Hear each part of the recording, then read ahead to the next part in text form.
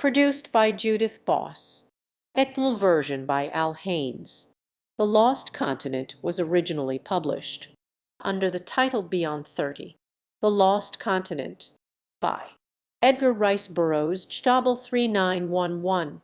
Since earliest childhood I have been strangely fascinated by the mystery surrounding the history of the last days of 20th century Europe.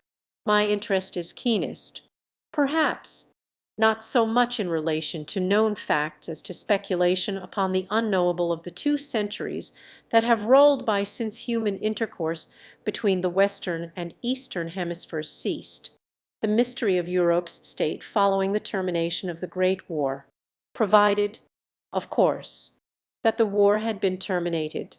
From out of the meagreness of our censored histories we learned that for 15 years after the cessation of diplomatic relations between the United States of North America and the belligerent nations of the Old World, news of more or less doubtful authenticity filtered, from time to time, into the Western Hemisphere from the Eastern.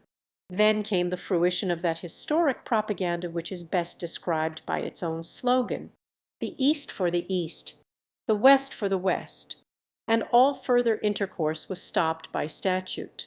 Even prior to this, transoceanic commerce had practically ceased, owing to the perils and hazards of the mine-strewn waters of both the Atlantic and Pacific Oceans. Just when submarine activities ended we do not know, but the last vessel of this type sighted by a Pan-American merchantman was the huge Q-138, which discharged 29 torpedoes at a Brazilian tank steamer off the Bermudas in the fall of 1972. A heavy sea and the excellent seamanship of the master of the Brazilian permitted the Pan-American to escape and report this last of a long series of outrages upon our commerce. God alone knows how many hundreds of our ancient ships fell prey to the roving steel sharks of blood-frenzied Europe. Countless were the vessels and men that passed over our eastern and western horizons never to return. But whether they met their fates before the belching tubes of submarines or among the aimlessly drifting mine fields, no man lived to tell. And then came the great Pan-American Federation which linked the Western Hemisphere from pole to pole under a single flag, which joined the navies of the New World into the mightiest fighting force that ever sailed the seven seas, the greatest argument for peace the world had ever known. Since that day peace had reigned from the western shores of the Azores to the western shores of the Hawaiian Islands, nor has any man of either hemisphere dared cross Theartid, or 175. From Theartid to 175 is ours. From Theartid to 175 is peace, prosperity, and happiness. Beyond was the great unknown. Even the geographies of my boyhood showed nothing beyond. We were taught of nothing beyond. Speculation was discouraged. For 200 years the Eastern Hemisphere had been wiped from the maps and histories of Pan America. Its mention in fiction, even, was forbidden. Our ships of peace patrol 30 and 175. What ships from beyond they have warned only the secret archives of government show. But, a naval officer myself, I have gathered from the traditions of the service that it has been fully 200 years since smoke or sail has been sighted east of Theartid or west of 175. The fate of the relinquished provinces which lay beyond the dead lines we could only speculate upon, that they were taken by the military power, which rose so suddenly in China after the fall of the Republic, and which wrested Manchuria and Korea from Russia and Japan, and also absorbed the Philippines, is quite within the range of possibility. It was the commander of a Chinese man of war who received a copy of the Edict of 1972 from the hand of my illustrious ancestor, Admiral Turk, on 175, 206 years ago. And from the yellowed pages of the Admiral's diary I learned that the fate of the Philippines was even then presaged by these Chinese naval officers. Yes, for over 200 years no man crossed Theartid to 175 and lived to tell his story, not until chance drew me across and back again, and public opinion, revolting at last against the drastic regulations of our long-dead forebears, demanded that my story be given to the world, and that the narrow interdict which commanded peace, prosperity, and happiness to halt at 30 and 175.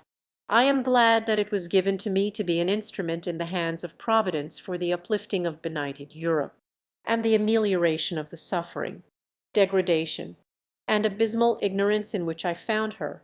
I shall not live to see the complete regeneration of the savage hordes of the Eastern Hemisphere. That is a work which will require many generations, perhaps ages. So complete has been their reversion to savagery. But I know that the work has been started, and I am proud of the share in it which my generous countrymen have placed in my hands. The government already possesses a complete official report of my adventures beyond 30.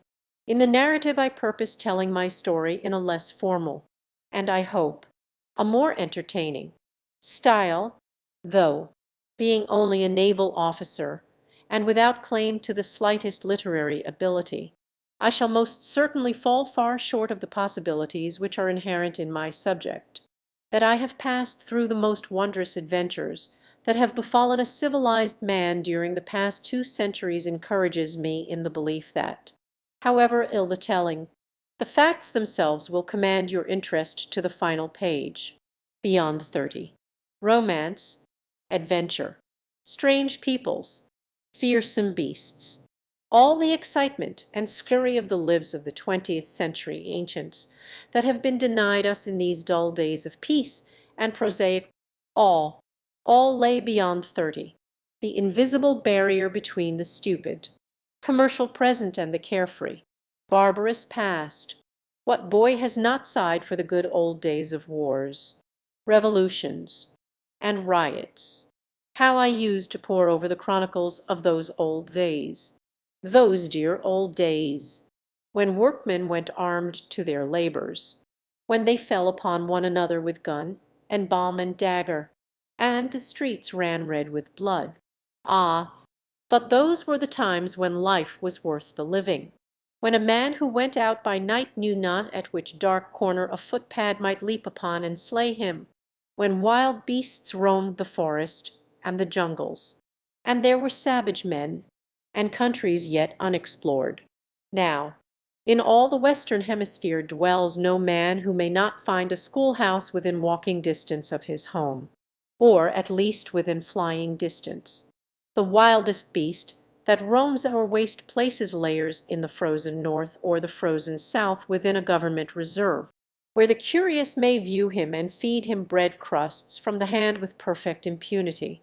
But beyond 30, and I have gone there, and come back, and now you may go there, for no longer is it high treason, punishable by disgrace or death, to cross 30 or 175. My name is Jefferson Turk. I am a lieutenant in the Navy, in the great Pan American Navy, the only navy which now exists in all the world. I was born in Arizona, in the United States of North America, in the year of our Lord 2116. Therefore, I am 21 years old. In early boyhood I tired of the teeming cities and overcrowded rural districts of Arizona. Every generation of Turks for over 2 centuries has been represented in the Navy. The Navy called to me, as did the free, wide, unpopled spaces of the mighty oceans. And so I joined the Navy, coming up from the ranks, as we all must, learning our craft as we advance. My promotion was rapid, for my family seems to inherit naval lore. We are born officers, and I reserve to myself no special credit for an early advancement in the service. At 20 I found myself a lieutenant in command of the Arrow submarine Coldwater, of this 96 class. The Coldwater was one of the first of the air and underwater craft which have been so greatly improved since its launching, and was possessed of innumerable weaknesses which, fortunately, have been eliminated in more recent vessels of similar type. Even when I took command, she was fit only for the junk pile, but the world-old parsimony of government retained her in active service, and sent 200 men to sea in her. with myself, a mere boy, in command of her, to patrol 30 from Iceland to the Azores. Much of my service had been spent aboard the great merchantmen of war.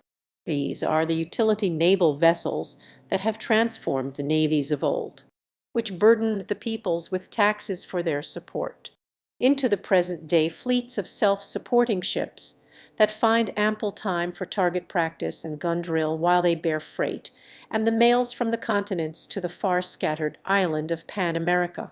This change in service was most welcome to me especially, as it brought with it coveted responsibilities of sole command, and I was prone to overlook the deficiencies of the Coldwater in the natural pride I felt in my first ship. The Coldwater was fully equipped for 2 months' patrolling, the ordinary length of assignment to this service, and a month had already passed, its monotony entirely unrelieved by sight of another craft, when the first of our misfortunes befell. We had been riding out a storm at an altitude of about 3,000 feet. All night we had hovered above the tossing billows of the moonlight clouds.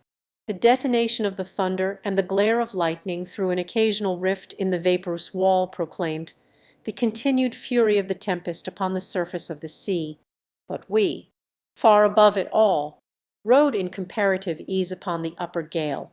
With the coming of dawn the clouds beneath us became a glorious sea of gold and silver, soft and beautiful, but they could not deceive us as to the blackness and the terrors of the storm-lashed ocean which they hid. I was at breakfast when my chief engineer entered and saluted. His face was grave, and I thought he was even a trifle paler than usual. "Well?" I asked. He drew the back of his forefinger nervously across his brow in a gesture that was habitual with him in moments of mental stress. "The gravitation screen generators, sir," he said. "Number 1 went to the bad about an hour and a half ago. We have been working upon it steadily since, but I have to report, sir, that it is beyond repair. Number 2 will keep us supplied."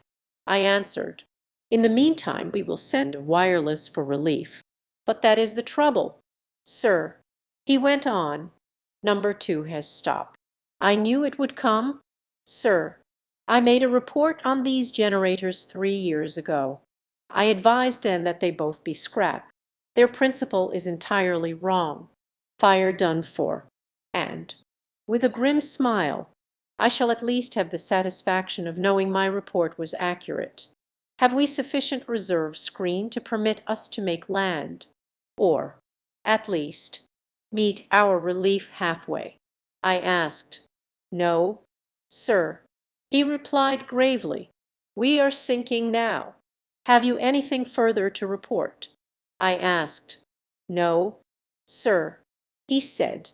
"Very good," I replied, and, as I dismissed him, I rang for my wireless operator. When he appeared, I gave him a message to the Secretary of the Navy, to whom all vessels in service on 30 and 175 report direct. I explained our predicament, and stated that with what screening force remained I should continue in the air, making as rapid headway towards St. John's as possible, and that when we were forced to take to the water I should continue in the same direction. The accident occurred directly over Thyatid and about 50 toises N. The surface wind was blowing a tempest from the west. To attempt to ride out such a storm upon the surface seemed suicidal, for the Coldwater was not designed for surface navigation except under fair weather conditions.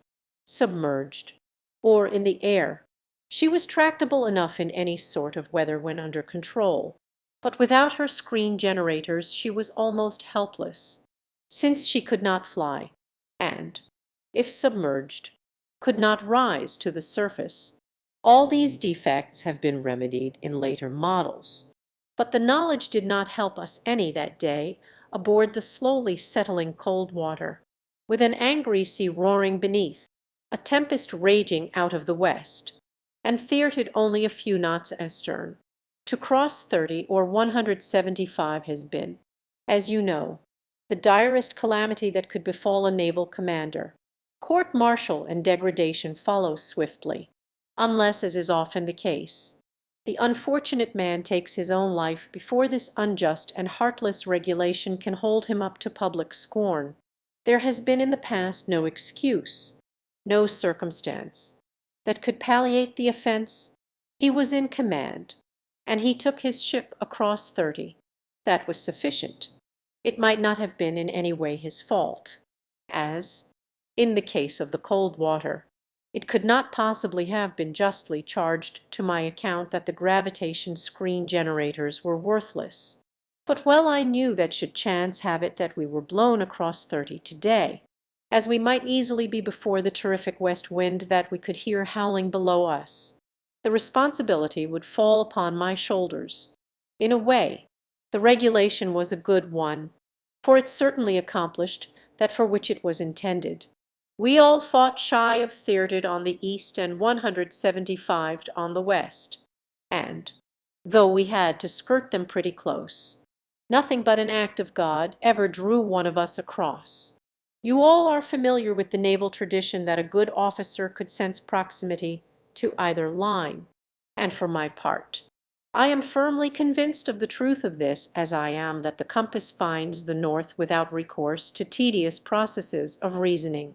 Old Admiral Sanchez was wont to maintain that he could smell 30, and the men of the first ship, the navigating officer, knew by name every wave along 30 from Sixted to Sixteds. However, I'd hate to vouch for this. Well, to get back to my narrative, we kept on dropping slowly toward the surface the while we bucked the west wind, clawing away from 30 as fast as we could. I was on the bridge, and as we dropped from the brilliant sunlight into the dense vapor of clouds, and on down through them to the wild, dark storm strata beneath, it seemed that my spirits dropped with the falling ship, and the buoyancy of hope ran low in sympathy. The waves were running to tremendous heights, and the Coldwater was not designed to meet such waves head on. Her elements were the blue ether, far above the raging storm, or the greater depths of ocean, which no storm could ruffle. As I stood speculating upon our chances once we settled into the frightful maelstrom beneath us, and at the same time mentally computing the hours which must elapse before aid could reach us, the wireless operator clambered up the ladder to the bridge, and, disheveled and breathless, stood before me at salute. It needed but a glance at him to assure me that something was amiss. "What now?" I asked. "The wireless, sir," he cried. "My God, sir, I cannot send, but the emergency outfit." I asked. "I have tried everything, sir. I have exhausted every resource. We cannot send." And he drew himself up and saluted again. I dismissed him with a few kind words, for I knew that it was through no fault of his that the mechanism was antiquated and worthless, in common with the balance of the Coldwater's equipment. There was no finer operator in Pan America than he. The failure of the wireless did not appear as momentous to me as to him, which is not unnatural, since it is but human to feel that when our own little cog slips, the entire universe must necessarily be put out of gear. I knew that if this storm were destined to blow us across 30, or send us to the bottom of the ocean, no help could reach us in time to prevent it. I had ordered the message sent solely because regulations required it, and not with any particular hope that we could benefit by it in our present extremity. I had little time to dwell upon the coincidence of the simultaneous failure of the wireless and the buoyancy generators, since very shortly after the Coldwater had dropped so low over the waters that all my attention was necessarily centered upon the delicate business of settling upon the waves without breaking my ship's back. With our buoyancy generators in commission it would have been a simple thing to enter the water, since then it would have been but a trifling matter of a 45-degree dive into the base of a huge wave. We should have cut into the water like a hot knife through butter, and have been totally submerged with scarce a jar. I have done it 1,000 times, but I did not dare submerge the Coldwater for fear that it would remain submerged to the end of time. a condition far from conducive to the longevity of commander or crew. Most of my officers were older men than I. John Alvarez, my first officer, is 20 years my senior. He stood at my side on the bridge as the ship glided closer and closer to those stupendous waves.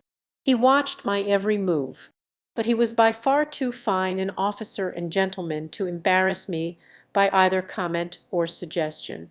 When I saw that we soon would touch, I ordered the ship brought around broadside to the wind, and there we hovered a moment until a huge wave reached up and seized us upon its crest. And then I gave the order that suddenly reversed the screening force, and let us into the ocean. Down into the trough we went, wallowing like the carcass of a dead whale, and then began the fight, with rudder and propellers, to force the cold water back into the teeth of the gale and drive her on, farther and farther from relentless 30.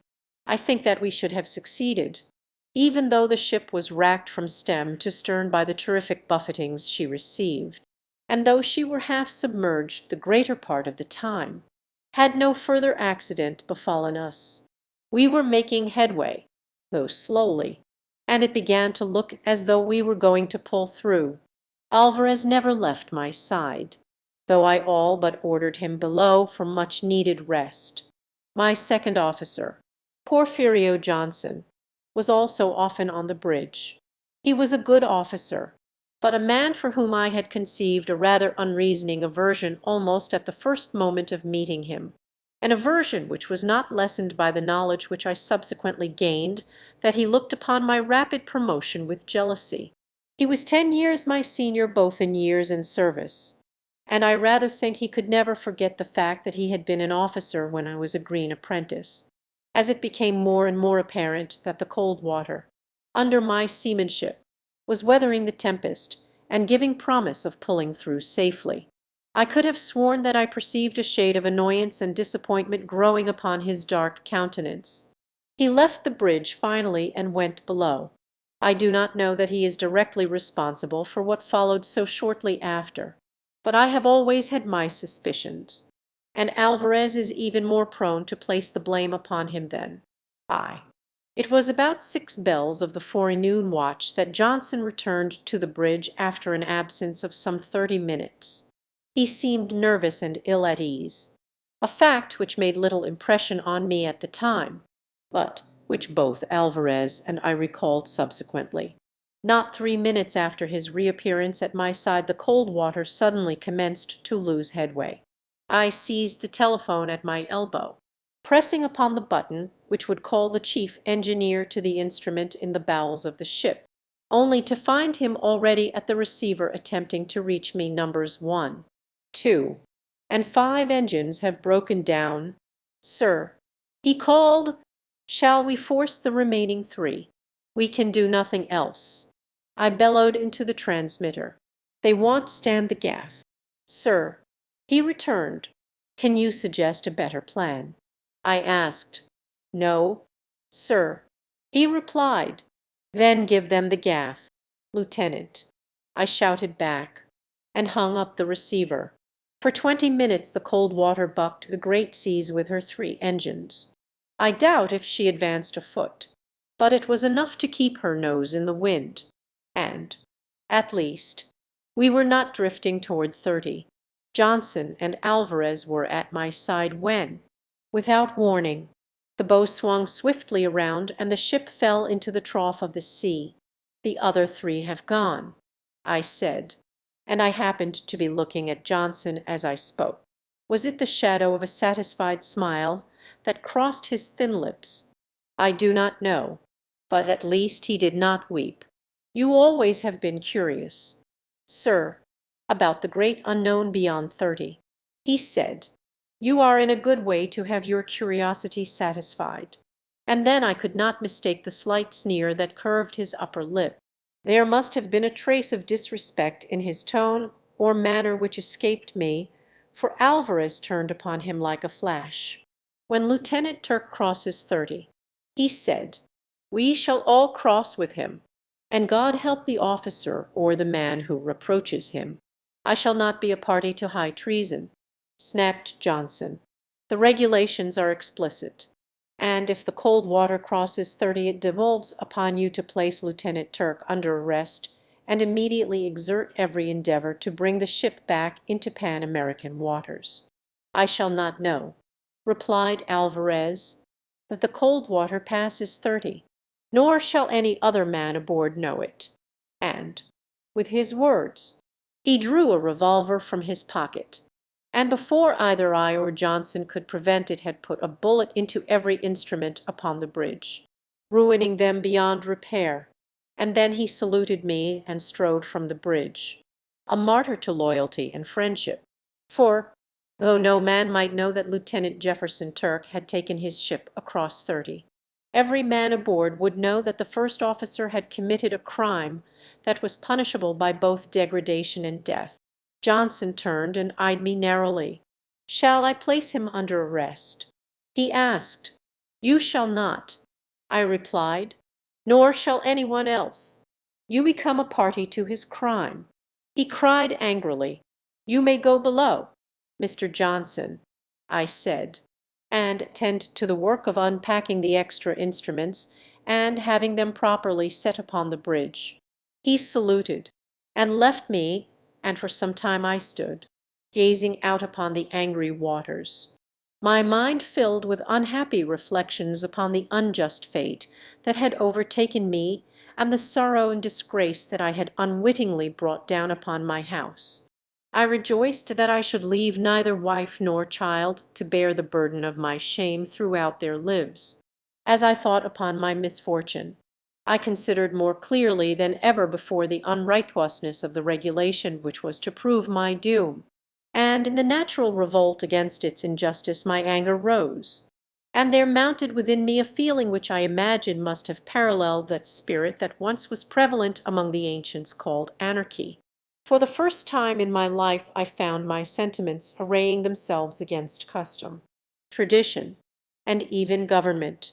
The wave of rebellion swept over me in an instant, beginning with an heretical doubt as to the sanctity of the established order of things, that fetish which has ruled Pan Americans for 2 centuries, and which is based upon a blind faith in the infallibility of the prescience of the long-dead framers of the Articles of Pan American Federation, and ending in an adamant determination to defend my honor and my life to the last ditch against the blind and senseless regulation which assumed the synonymity of misfortune and treason.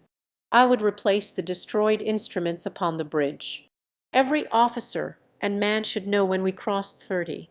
But then I should assert the spirit which dominated me, I should resist arrest, and insist upon bringing my ship back across the dead line, remaining at my post until we had reached New York. Then I should make a full report, and with it a demand upon public opinion that the dead lines be wiped forever from the seas. I knew that I was right. I knew that no more loyal officer wore the uniform of the Navy. I knew that I was a good officer and sailor, and I did propose submitting to degradation and discharge because a lot of old preglacial fossils had declared over 200 years before that no man should cross 30. Even while these thoughts were passing through my mind I was busy with the details of my duties. I had seen to it that a sea anchor was rigged, and even now the men had completed their task, and the Coldwater was swinging around rapidly, her nose pointing once more into the wind, and the frightful rolling consequent upon her wallowing in the trough was happily diminishing. It was then that Johnson came hurrying to the bridge. One of his eyes was swollen and already darkening, and his lip was cut and bleeding. Without even the formality of a salute, he burst upon me white with fury. "Lieutenant Alvarez attacked me," he cried. "I demand that he be placed under arrest. I found him in the act of destroying the reserve instruments, and when I would have interfered to protect them he fell upon me and beat me. I demand that you arrest him." "You forget yourself, Mr. Johnson," I said. "You are not in command of the ship. I deplore the action of Lieutenant Alvarez, but I cannot expunge from my mind the loyalty and self-sacrificing friendship. Were I you, Sir, I should profit by the example he has set. Further, Mr. Johnson, I intend retaining command of the ship, even though she crosses 30, and I shall demand implicit obedience from every officer and man aboard until I am properly relieved from duty by a superior officer in the port of New York. You mean to say that you will cross 30 without submitting to arrest?" He almost shouted. "I do, sir," I replied, "and now you may go below, and, when again you find it necessary to address me, and as such entitled to a salute." He flushed, hesitated a moment, and then, saluting, turned upon his heel and left the bridge. Shortly after, Alvarez appeared. He was pale, and seemed to have aged 10 years in the few brief minutes since I last had seen him. Saluting, he told me very simply what he had done, and asked that I place him under arrest. I put my hand on his shoulder, and I guess that my voice trembled a trifle as, while reproving him for his act, I made it plain to him that my gratitude was no less potent a force than his loyalty to me. Then it was that I outlined to him my purpose to defy the regulation that had raised the dead lines, and to take my ship. I did not ask him to share the responsibility with me. I merely stated that I should refuse to submit to arrest, and that I should demand of him and every other officer and man implicit obedience to my every command until we docked at home. His face brightened at my words, and he assured me that I would find him as ready to acknowledge my command upon the wrong side of 30 as upon the right, an assurance which I hastened to tell him I did not need. The storm continued to rage for 3 days, and as far as the wind scarce varied a point during all that time, I knew that we must be far beyond 30, drifting rapidly east by south. All this time it had been impossible to work upon the damaged engines or the gravity screen generators. But we had a full set of instruments upon the bridge, for Alvarez, after discovering my intentions, had fetched the reserve instruments from his own cabin, where he had hidden them. Those which Johnson had seen him destroy had been a third set, which only Alvarez had known was aboard the Coldwater. We waited impatiently for the sun, that we might determine our exact location, and upon the fourth day our vigil was rewarded a few minutes before noon. Every officer and man aboard was tense with nervous excitement as we awaited the result of the reading. The crew had known almost as soon as I that we were doomed to cross 30, and I am inclined to believe that every man jack of them was tickled to death, for the spirits of adventure and romance still live in the hearts of men of the 22nd century, even though there be little for them to feed upon between 30 and 175. The men carried none of the burdens of responsibility. They might cross 30 with impunity, and doubtless they would return to be heroes at home. But how different the home-coming of their commanding officer! The wind had dropped still from west by north, and the sea had gone down correspondingly. The crew, with the exception of those whose duties kept them below, were ranged on deck below the bridge. When our position was definitely fixed, I personally announced it to the eager, waiting men. "Men," I said, stepping forward to the handrail and looking down into their upturned, bronzed faces, "you are anxiously awaiting information as to the ship's position. It has been determined at latitude 50 degrees 7 minutes north, longitude 20 degrees 16 minutes west." I paused, and a buzz of animated comment ran through the massed men beneath me. "Beyond 30. But there will be no change in commanding officers, in routine or in discipline, until after we have docked again in New York." As I ceased speaking and stepped back from the rail, there was a roar of applause from the deck such as I never before had heard aboard a ship of peace.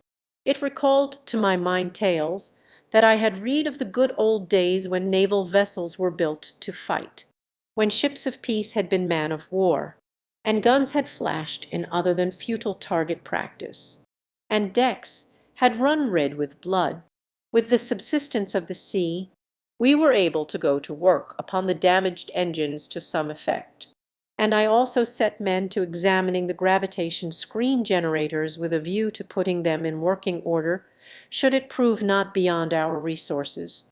For 2 weeks we labored at the engines, which indisputably showed evidence of having been tampered with.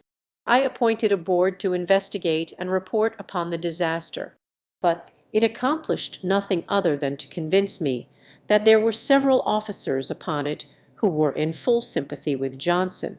For, though no charges had been preferred against him, the board went out of its way specifically to exonerate him in its findings. All this time we were drifting almost due east.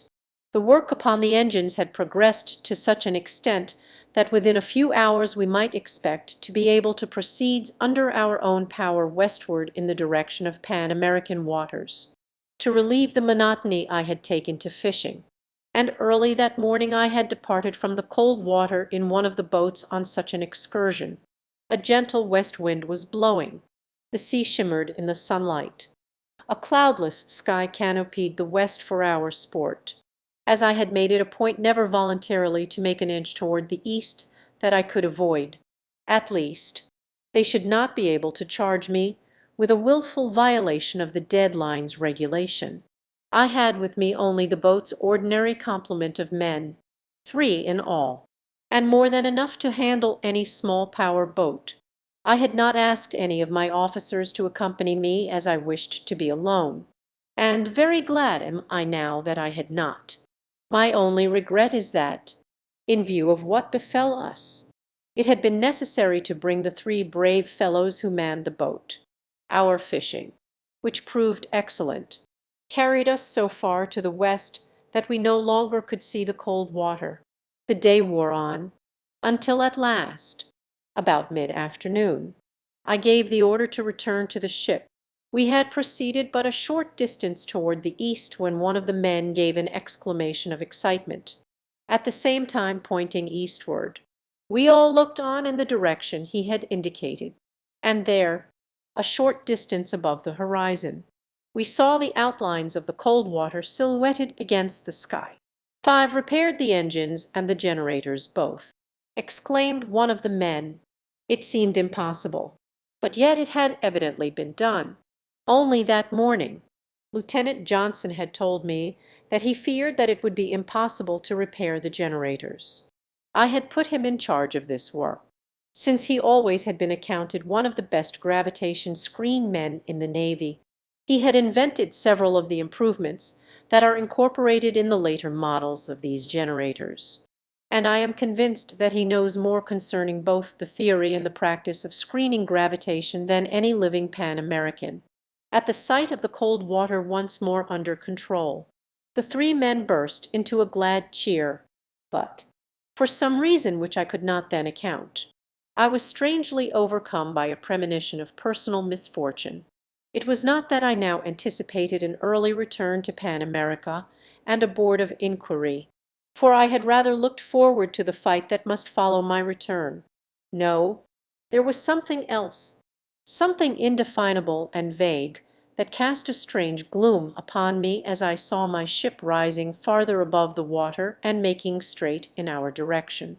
I was not long in ascertaining a possible explanation of my depression, for, though we were plainly visible from the bridge of the Arrow submarine and to the hundreds of men who swarmed her deck, the ship passed directly above us, not 5 feet from the water, and sped directly westward.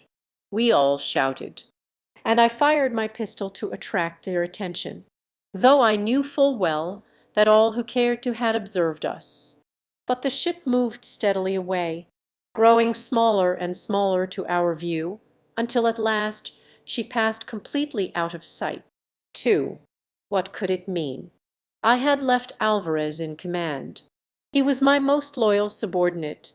It was absolutely beyond the pale of possibility that Alvarez should desert me. No, there was some other explanation. Something occurred to place my second officer, Porfirio Johnson, in command. I was sure of it, but why speculate? The futility of conjecture was only too palpable. The Coldwater had abandoned us in Medosun. Doubtless none of us would survive to know why. The young man at the wheel of the power boat had turned her nose about as it became evident that the ship intended passing over us. And now he still held her in futile pursuit of the Coldwater. Bring her about, Snyder, I directed, and hold her due east. We can't catch the Coldwater, and we can't cross the Atlantic in this. Our only hope lies in making the nearest land, which, unless I am mistaken, is the Scilly Islands, off the southwest coast of England. Ever heard of England? Snyder. There's a part of the United States of North America that used to be known to the ancients as New England. He replied, "Is that where you mean?" "Sir, no." Snyder. I replied, "The England I refer to was an island off the continent of Europe. It was the seat of a very powerful kingdom that flourished over 200 years ago. A part of the United States of North America and all of the federated states of Canada once belonged to this ancient England. Europe, breathed one of the men, his voice tense with excitement. My grandfather used to tell me stories of the world beyond 30. He had been a great student, and he had read much from forbidden books." "In which I resemble your grandfather," I said, "for I, too, have read more even than naval officers are supposed to read. And, as you men know, we are permitted a greater latitude in the study of geography and history than men of other professions. Among the books and papers of Admiral Porter, who lived 200 years ago, and from whom I am descended, many volumes still exist, and are in my possession, which deal with the history and geography of ancient Europe. Usually I bring several of these books with me upon a cruise, and this time, among others, I have maps of Europe and her surrounding waters. I was studying them as we came away from the Coldwater this morning, and luckily I have them with me. You are going to try to make Europe, sir?" asked Taylor, the young man who had last spoken. "It is the nearest land," I replied. "I have always wanted to explore the forgotten lands of the Eastern Hemisphere. Here's our chance. To remain at sea is to perish. None of us ever will see home again. Let us make the best of it, and enjoy while we do live that which is forbidden the balance of our race, the adventure and the mystery which lie beyond 30. Taylor and Delcart seized the spirit of my mood, but Snyder, I think, was a trifle skeptical. "It is treason, sir," I replied, "but there is no law which compels us to visit punishment upon ourselves. Could we return to Pan America, I should be the first to insist that we face it. But we know that's not possible, even if this craft would carry us so far. We haven't enough water or food for more than 3 days. We are doomed, Snyder, to die far from home and without ever again looking upon the face of another fellow countryman than those who sit here now in this boat. Is the punishment sufficient for even the most exacting judge?" Even Snyder had to admit that it was. "Very well, then, let us live while we live, and enjoy to the fullest whatever of adventure or pleasure each new day brings, since any day may be our last, and we shall be dead for a considerable while." I could see that Snyder was still fearful, but Taylor and Delcart responded with a hearty, "Aye, aye, sir." They were of different mould. Both were sons of naval officers. They represented the aristocracy of birth, and they dared to think for themselves. Snyder was in the minority, and so we continued toward the east, beyond 30, and separated from my ship. My authority ceased.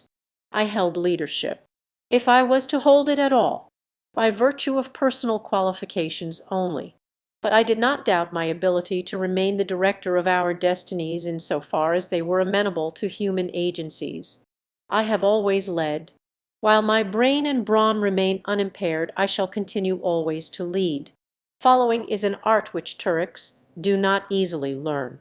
It was not until the third day that we raised land, dead ahead, which I took from my map to be the Isles of Scilly, but such a gale was blowing that I did not dare attempt to land, and so we passed to the north of them, skirted Land's End, and entered the English Channel.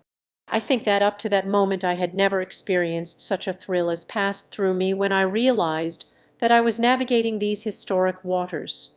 The lifelong dreams that I never had dared hope to see fulfilled were at last a reality, but under what forlorn circumstances!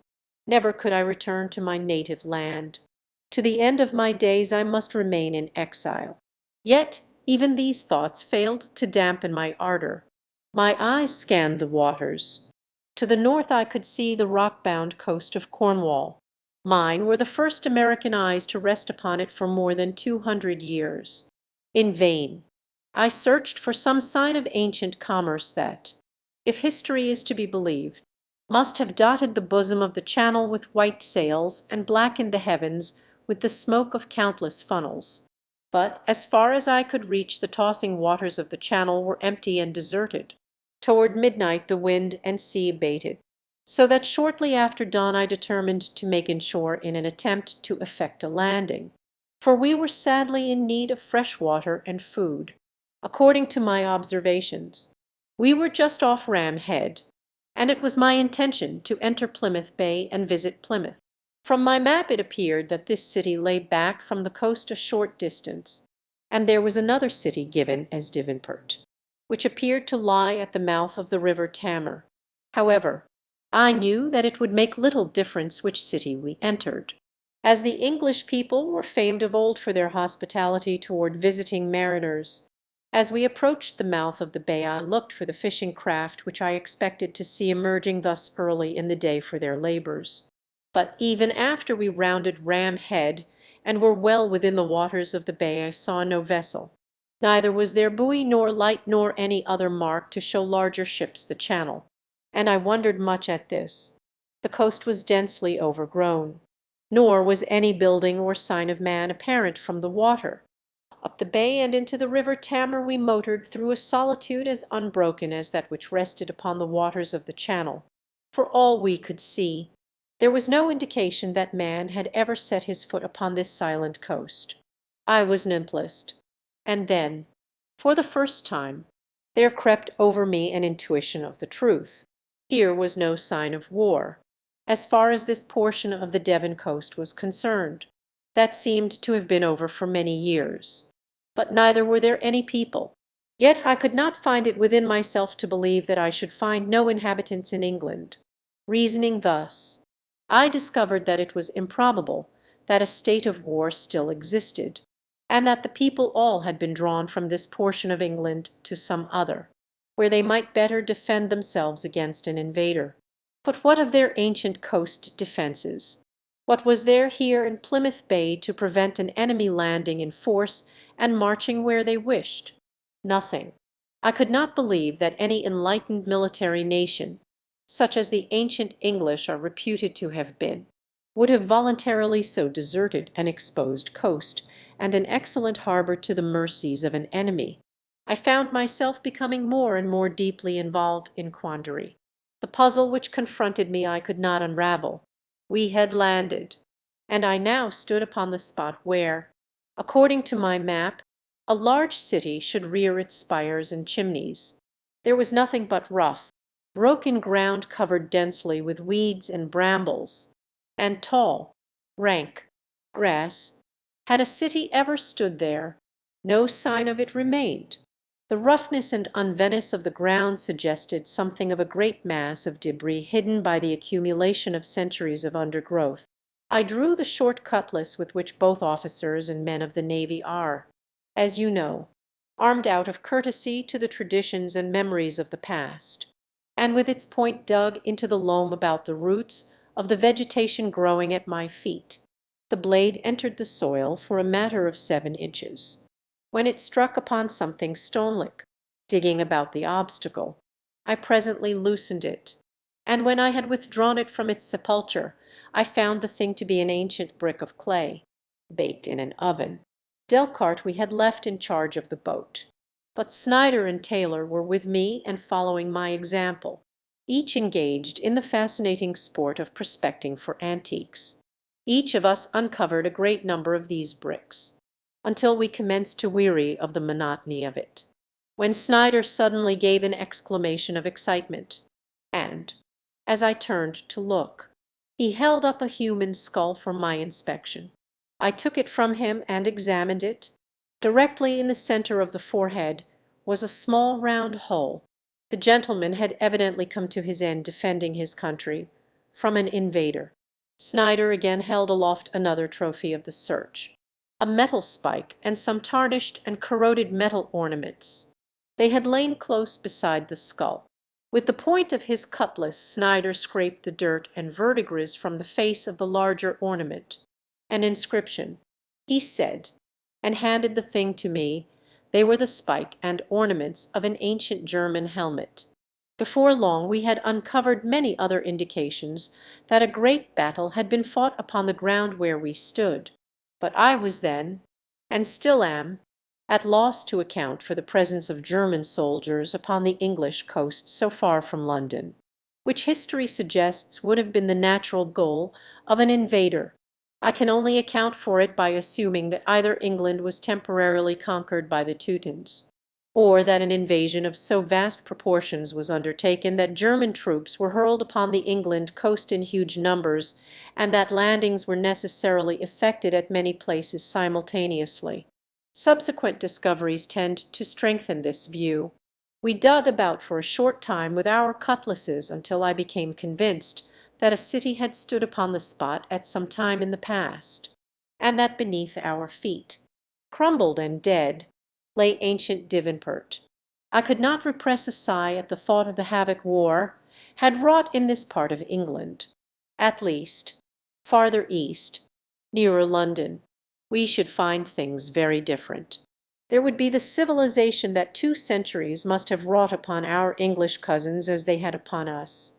There would be mighty cities, cultivated fields, happy people. There we would be welcomed as long-lost brothers. There would we find a great nation anxious to learn of the world beyond their side of 30, as I had been anxious to learn of that which lay beyond our side of the dead line. I turned back toward the boat. "Come, men," I said, "we will go up the river and fill our casks with fresh water, search for food and fuel, and then tomorrow be in readiness to push on toward the east. I am going to London." 3. The report of a gun blasted the silence of a dead Devonport with startling abruptness. It came from the direction of the launch, and in an instant we 3 were running for the boat as fast as our legs would carry us. As we came in sight of it we saw Delcarte 100 yards inland from the launch, leaning over something which lay upon the ground. As we called to him he waved his cap, and stooping, lifted a small deer for our inspection. I was about to congratulate him on his trophy when we were startled by a horrid, half-human, half-bestial scream a little ahead and to the right of us. It seemed to come from a clump of rank and tangled bush not far from where Delcarte stood. It was a horrid, fearsome sound, the like of which never had fallen upon my ears before. We looked in the direction from which it came. The smile had died from Delcarte's lips. Even at the distance we were from him, I saw his face go suddenly white, and he quickly threw his rifle to his shoulder. At the same moment the thing that had given tongue to the cry moved from the concealing brushwood far enough for us, to see it. Both Taylor and Snyder gave little gasps of astonishment and dismay. "What is it, sir?" asked the latter. The creature stood about the height of a tall man's waist, and was long and gaunt and sinuous, with a tawny coat striped with black, and with white throat and belly. In conformation it was similar to a cat, a huge cat, exaggerated colossal cat, with fiendish eyes and the most devilish cast of countenance, as it wrinkled its bristling snout and bared its great yellow fangs. It was pacing, or rather slinking, straight for Delcarte, who had now levelled his rifle upon it. "What is it?" "Sir," mumbled Snyder again, and then a half-forgotten picture from an old natural history sprang to my mind, and I recognized in the frightful beast the Felis tigris of ancient Asia, specimens of which had, in former centuries, been exhibited in the Western Hemisphere. Snyder and Taylor were armed with rifles and revolvers, while I carried only a revolver. Seizing Snyder's rifle from his trembling hands, I called to Taylor to follow me, and together we ran forward, shouting, to attract the beast's attention from Delcarte until we should all be quite close enough to attack with the greatest assurance of success. I cried to Delcarte not to fire until we reached his side, for I was fearful lest our small caliber, steel-jacketed bullets should, far from killing the beast, tend merely to enrage it still further. But he misunderstood me, thinking that I had ordered him to fire.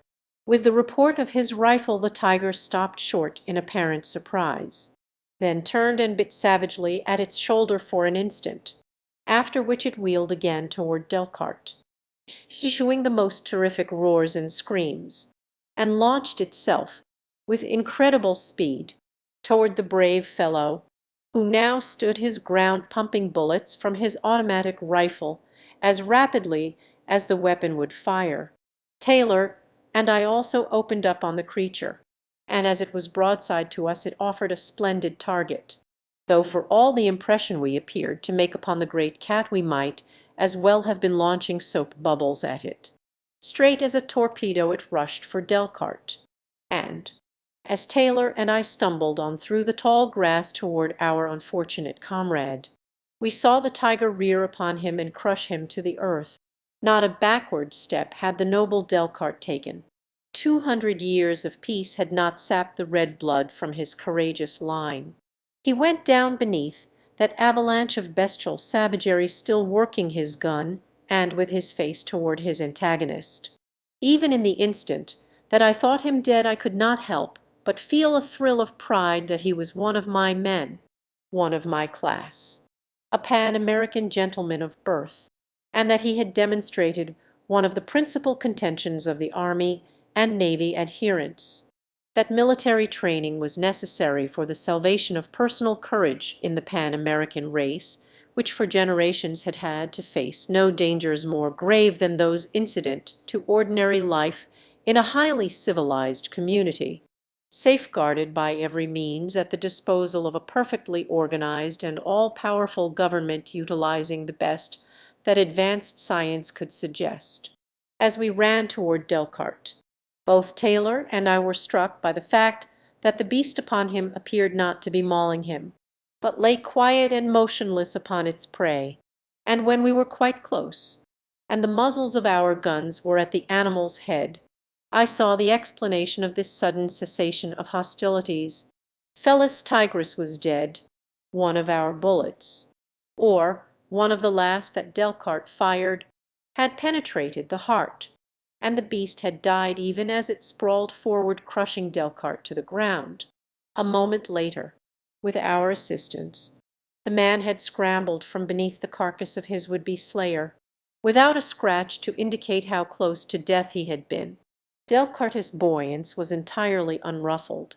He came from under the tiger with a broad grin on his handsome face, nor could I perceive that a muscle trembled or that his voice showed the least indication of nervousness or excitement. With the termination of the adventure, we began to speculate upon the explanation of the presence of this savage brute at large so great a distance from its native habitat. My readings had taught me that it was practically unknown outside of Asia, and that, so late as the 20th century, at least, there had been no savage beasts outside captivity in England. As we talked, Snyder joined us, and I returned his rifle to him. Taylor and Delcarte picked up the slain deer, and we all started down toward the launch, walking slowly.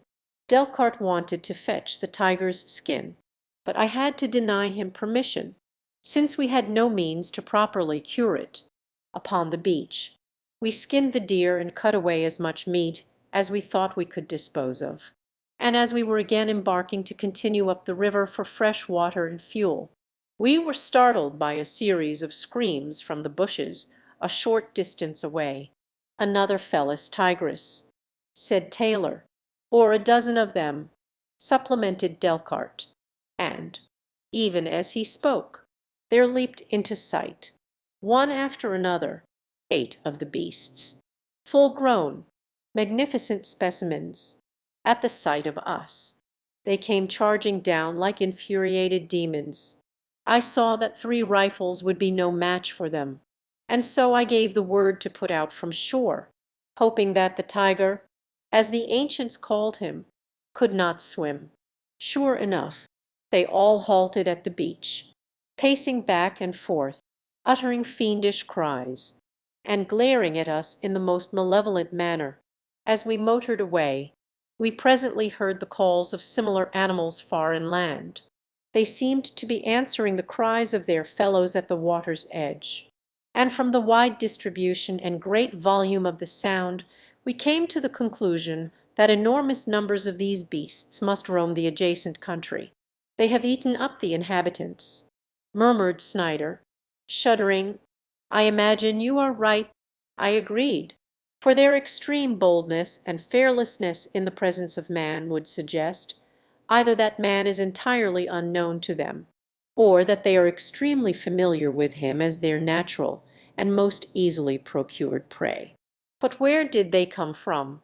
asked Delcart. "Could they have traveled here from Asia?" I shook my head. The thing was a puzzle to me.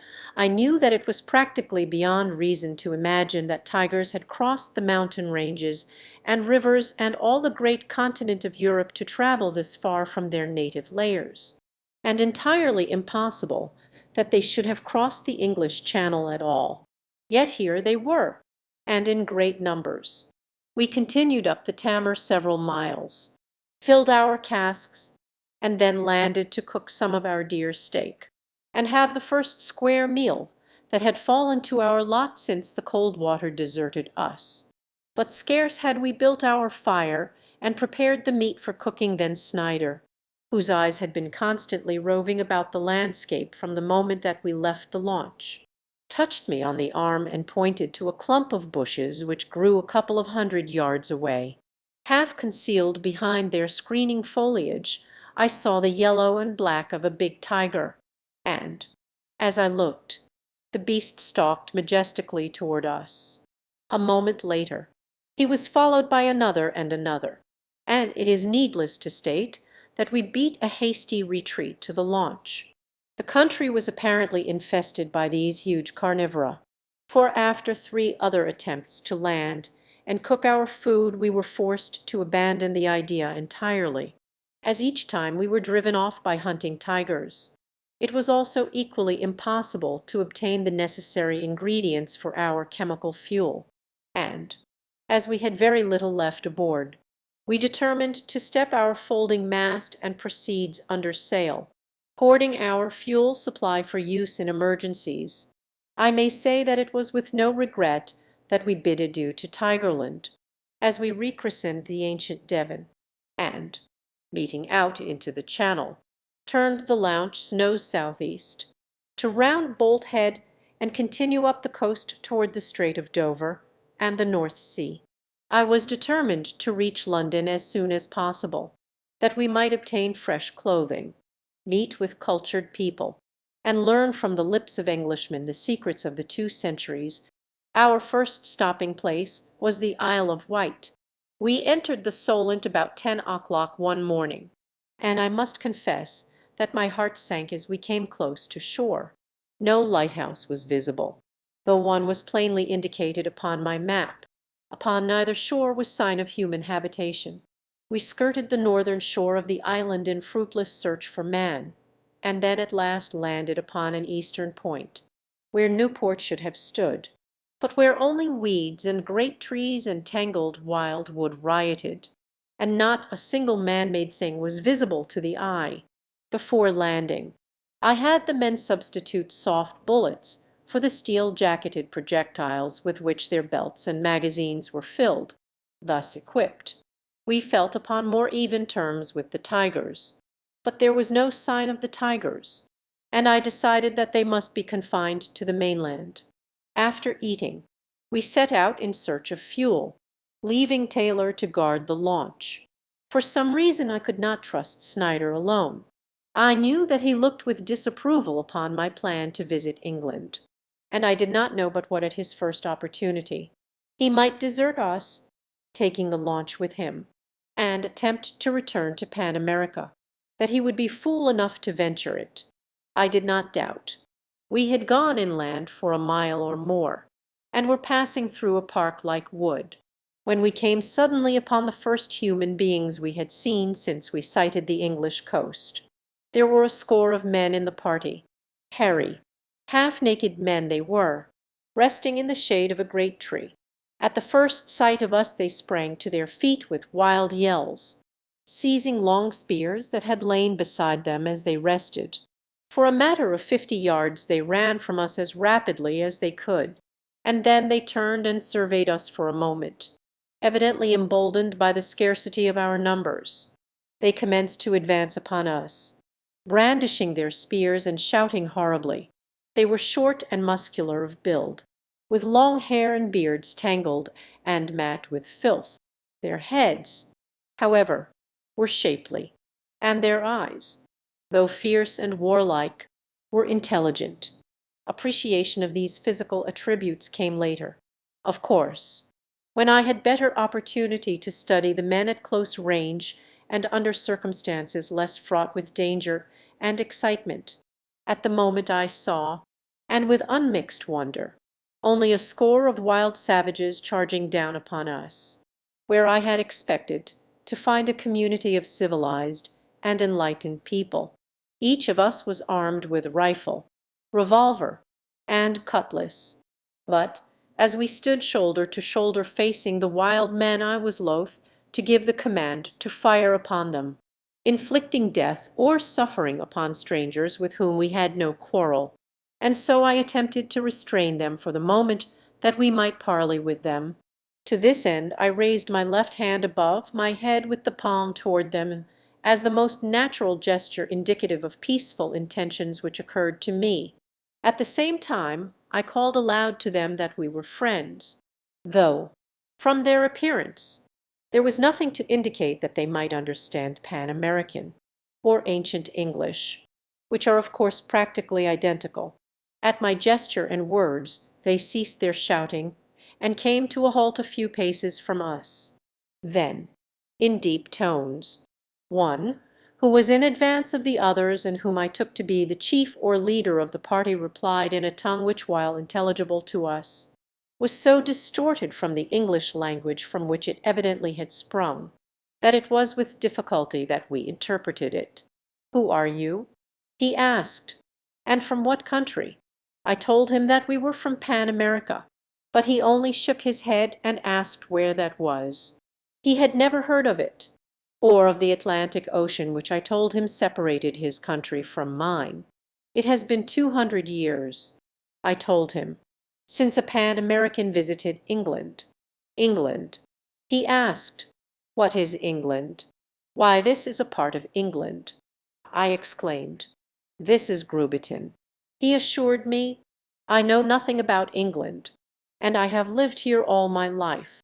It was not until long after that the derivation of Grubiton occurred to me. Unquestionably it is a corruption of Great Britain, a name formerly given to the large island comprising England, Scotland, and Wales. Subsequently we heard it pronounced Grabriton and Grubriton. I then asked the fellow if he could direct us to Ryde or Newport, but again he shook his head, and said that he never had heard of such countries. And when I asked him if there were any cities in this country, he did not know what I meant, never having heard the word cities. I explained my meaning as best I could by stating that by city I referred to a place where many people lived together in houses. "Oh," he exclaimed, "you mean a camp." "Yes, there are two great camps here, East Camp and West Camp. We are from East Camp."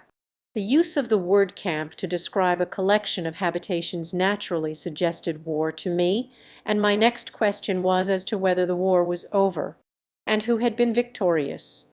No, he replied to this question, the war is not yet over, but it soon will be, and it will end, as it always does, with the West Enders running away. We, the East Enders, are always victorious. No, I said, seeing that he referred to the petty tribal wars of his little island. I mean the Great War, the war with Germany. Is it ended? And who was victorious? He shook his head impatiently.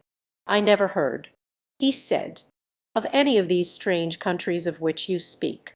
It seemed incredible, and yet it was true.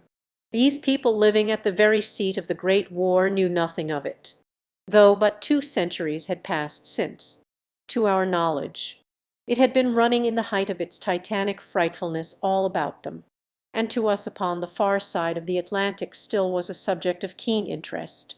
Here was a lifelong inhabitant of the Isle of Wight who never had heard of either Germany or England. I turned to him quite suddenly with a new question. What people live upon the mainland? I asked, and pointed in the direction of the Hants coast. No one lives there. He replied, long ago, it is said, my people dwelt across the waters upon that other land, but the wild beasts devoured them in such numbers that finally they were driven here, paddling across upon logs and driftwood. Nor has any dared return since, because of the frightful creatures which dwell in that horrid country. Do no other peoples ever come to your country in ships? I asked. He never heard the word ship before, and did not know its meaning, but he assured me that until we came he had thought that there were no other peoples in the world other than the Grubitins, who consist of the East Enders and the West Enders of the ancient Isle of Wight. Assured that we were inclined to friendliness, our new acquaintances led us to their village, or, as they call it, camp. There we found 1,000 people, perhaps, dwelling in rude shelters, and living upon the fruits of the chase and such sea-food as is obtainable close to shore, for they had no boats, nor any knowledge of such things. Their weapons were most primitive, consisting of rude spears tipped with pieces of metal pounded roughly into shape. They had no literature, no religion, and recognized no law other than the law of might. They produced fire by striking a bit of flint and steel together, but for the most part they ate their food raw. Marriage is unknown among them, and while they have the word mother, they did not know what I meant by father. The males fight for the favor of the females.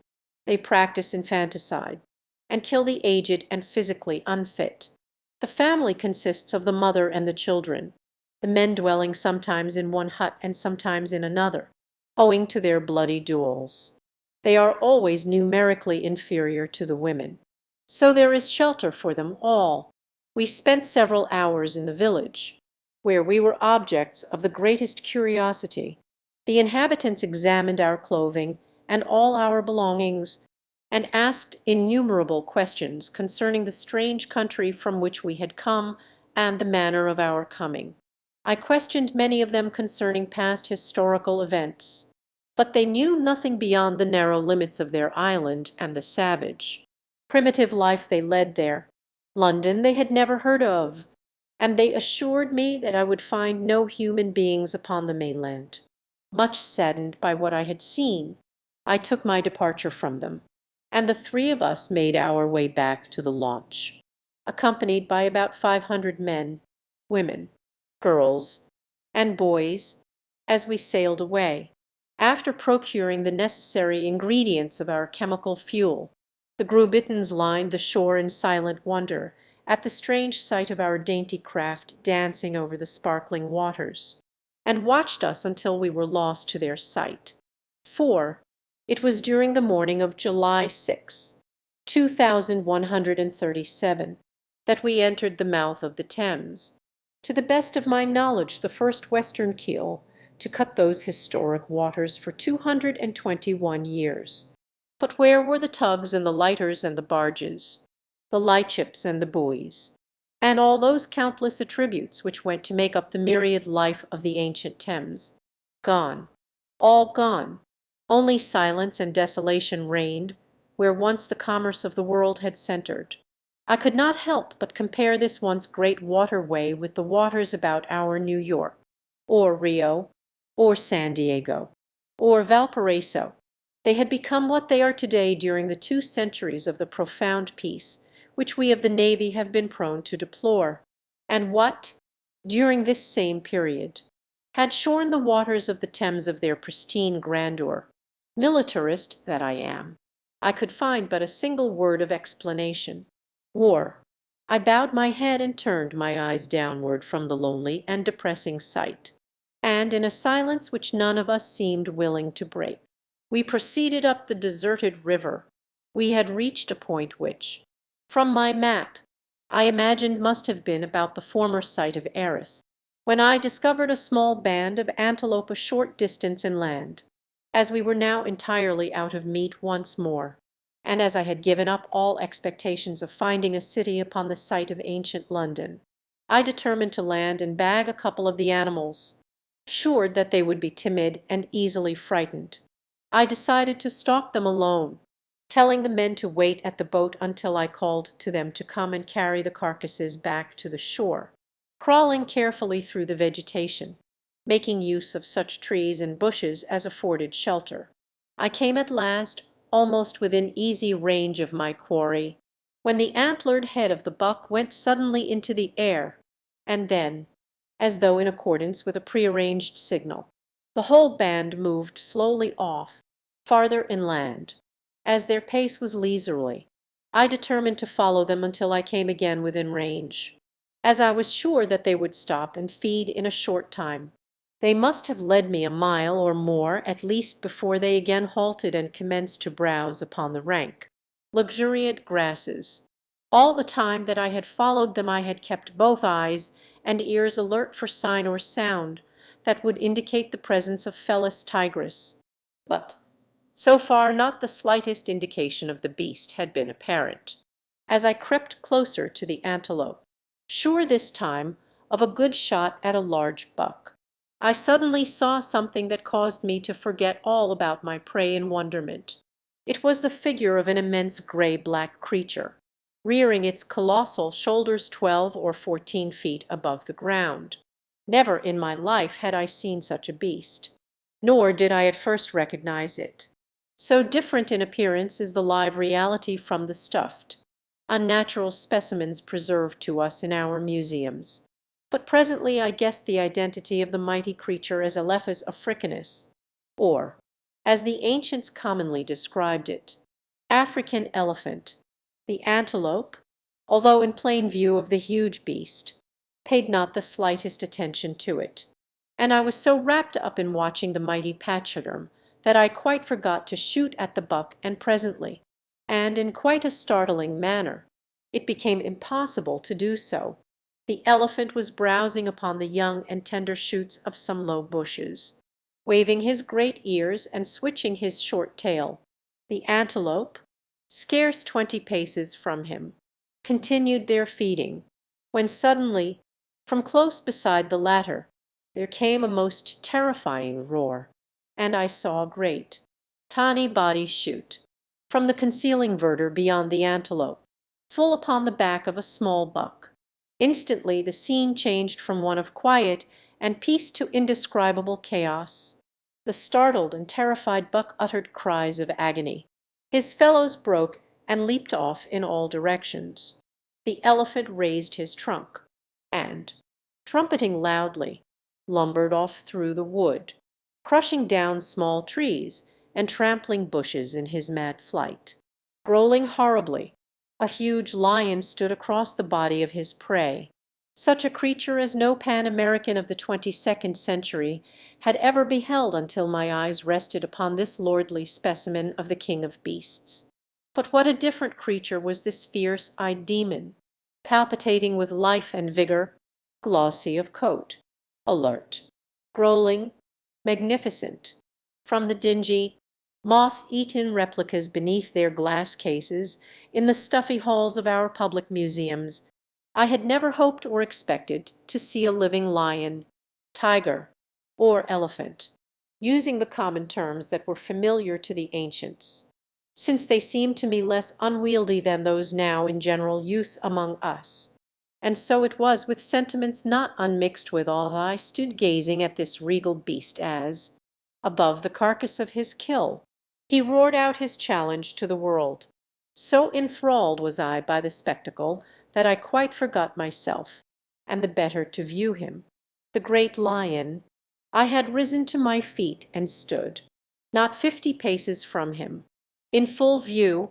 For a moment he did not see me, his attention being directed toward the retreating elephant, and I had ample time to feast my eyes upon his splendid proportions, his great head, and his thick black mane. Ah, what thoughts passed through my mind in those brief moments as I stood there in rapt fascination! I had come to find a wondrous civilization, and instead I found a wild beast monarch of the realm where English kings had ruled. A lion reigned, undisturbed, within a few miles of the seat of one of the greatest governments the world has ever known. His domain a howling wilderness, where yesterday fell the shadows of the largest city in the world. It was appalling, but my reflections upon this depressing subject were doomed to sudden extinction. The lion had discovered me. For an instant he stood silent and motionless as one of the mangy effigies at home, but only for an instant. Then, with a most ferocious roar, and without the slightest hesitancy or warning, he charged upon me. He forsook the prey already dead beneath him for the pleasures of the delectable tidbit. Man, from the remorselessness with which the great carnivora of modern England hunted man, I am constrained to believe that, whatever their appetites in times past, they have cultivated a gruesome taste for human flesh. As I threw my rifle to my shoulder, I thanked God, the ancient God of my ancestors, that I had replaced the hard-jacketed bullets in my weapon with soft-nosed projectiles. For though this was my first experience with Felis Leo, I knew the moment that I faced that charge that even my wonderfully perfected firearm would be as futile as a pea-shooter unless I chanced to place my first bullet in a vital spot. Unless you had seen it you could not believe credible the speed of a charging lion. Apparently the animal is not built for speed, nor can he maintain it for long. But for a matter of 40 or 50 yards there is, I believe, no animal on earth that can overtake him. Like a bolt he bore down upon me, but fortunately for me, I did not lose my head. I guessed that no bullet would kill him instantly. I doubted that I could pierce his skull. There was hope, though, in finding his heart through his exposed chest, or, better yet, of breaking his shoulder or foreleg, and bringing him up long enough to pump more bullets into him and finish him. I covered his left shoulder and pulled the trigger as he was almost upon me. It stopped him with a terrific howl of pain and rage. The brute rolled over and over upon the ground almost to my feet. As he came I pumped 2 more bullets into him, and as he struggled to rise, clawing viciously at me, I put a bullet in his spine. That finished him, and I am free to admit that I was mighty glad of it. There was a great tree close behind me and, stepping within its shade, I leaned against it, wiping the perspiration from my face, for the day was hot, and the exertion and excitement left me exhausted. I stood there, resting, for a moment, preparatory to turning and retracing my steps to the launch, when, without warning, something whizzed through space straight toward me. There was a dull thud of impact as it struck the tree, and as I dodged to one side and turned to look at the thing I saw a heavy spear embedded in the wood not 3 inches from where my head had been. The thing had come from a little to one side of me and, without waiting to investigate at the instant, I leaped behind the tree and, circling it, peered around the other side to get a sight of my would-be murderer. This time I was pitted against men. The spear told me that all too plainly. But so long as they did take me unawares or from behind, I had little fear of them. Cautiously I edged about the far side of the trees until I could obtain a view of the spot from which the spear must have come. And when I did I saw the head of a man just emerging from behind a bush. The fellow was quite similar in type to those I had seen upon the Isle of Wight. He was hairy and unkempt, and as he finally stepped into view I saw that he was garbed in the same primitive fashion. He stood for a moment gazing about in search of me, and then he advanced. As he did so a number of others, precisely like him, stepped from the concealing verdure of nearby bushes and followed in his wake. Keeping the trees between them and me, I ran back a short distance until I found a clump of underbrush that would effectually conceal me, for I wished to discover the strength of the party and its armament before attempting to parley with it. The useless destruction of any of these poor creatures was the farthest idea from my mind. I should have liked to have spoken with them, but I did not care to risk having to use my high-powered rifle upon them other than in the last extremity. Once in my new place of concealment, I watched them as they approached the tree. There were about 30 men in the party and one woman, a girl whose hands seemed to be bound behind her, and who was being pulled along by two of the men. They came forward warily, peering cautiously into every bush and halting often. At the body of the lion they paused, and I could see from their gesticulations and the higher pitch of their voices that they were much excited over my kill. But presently they resumed their search for me, and as they advanced I became suddenly aware of the unnecessary brutality with which the girl's guards were treating her. She stumbled once, not far from my place of concealment, and after the balance of the party had passed me, as she did so one of the men at her side jerked her roughly to her feet and struck her across the mouth with his fist.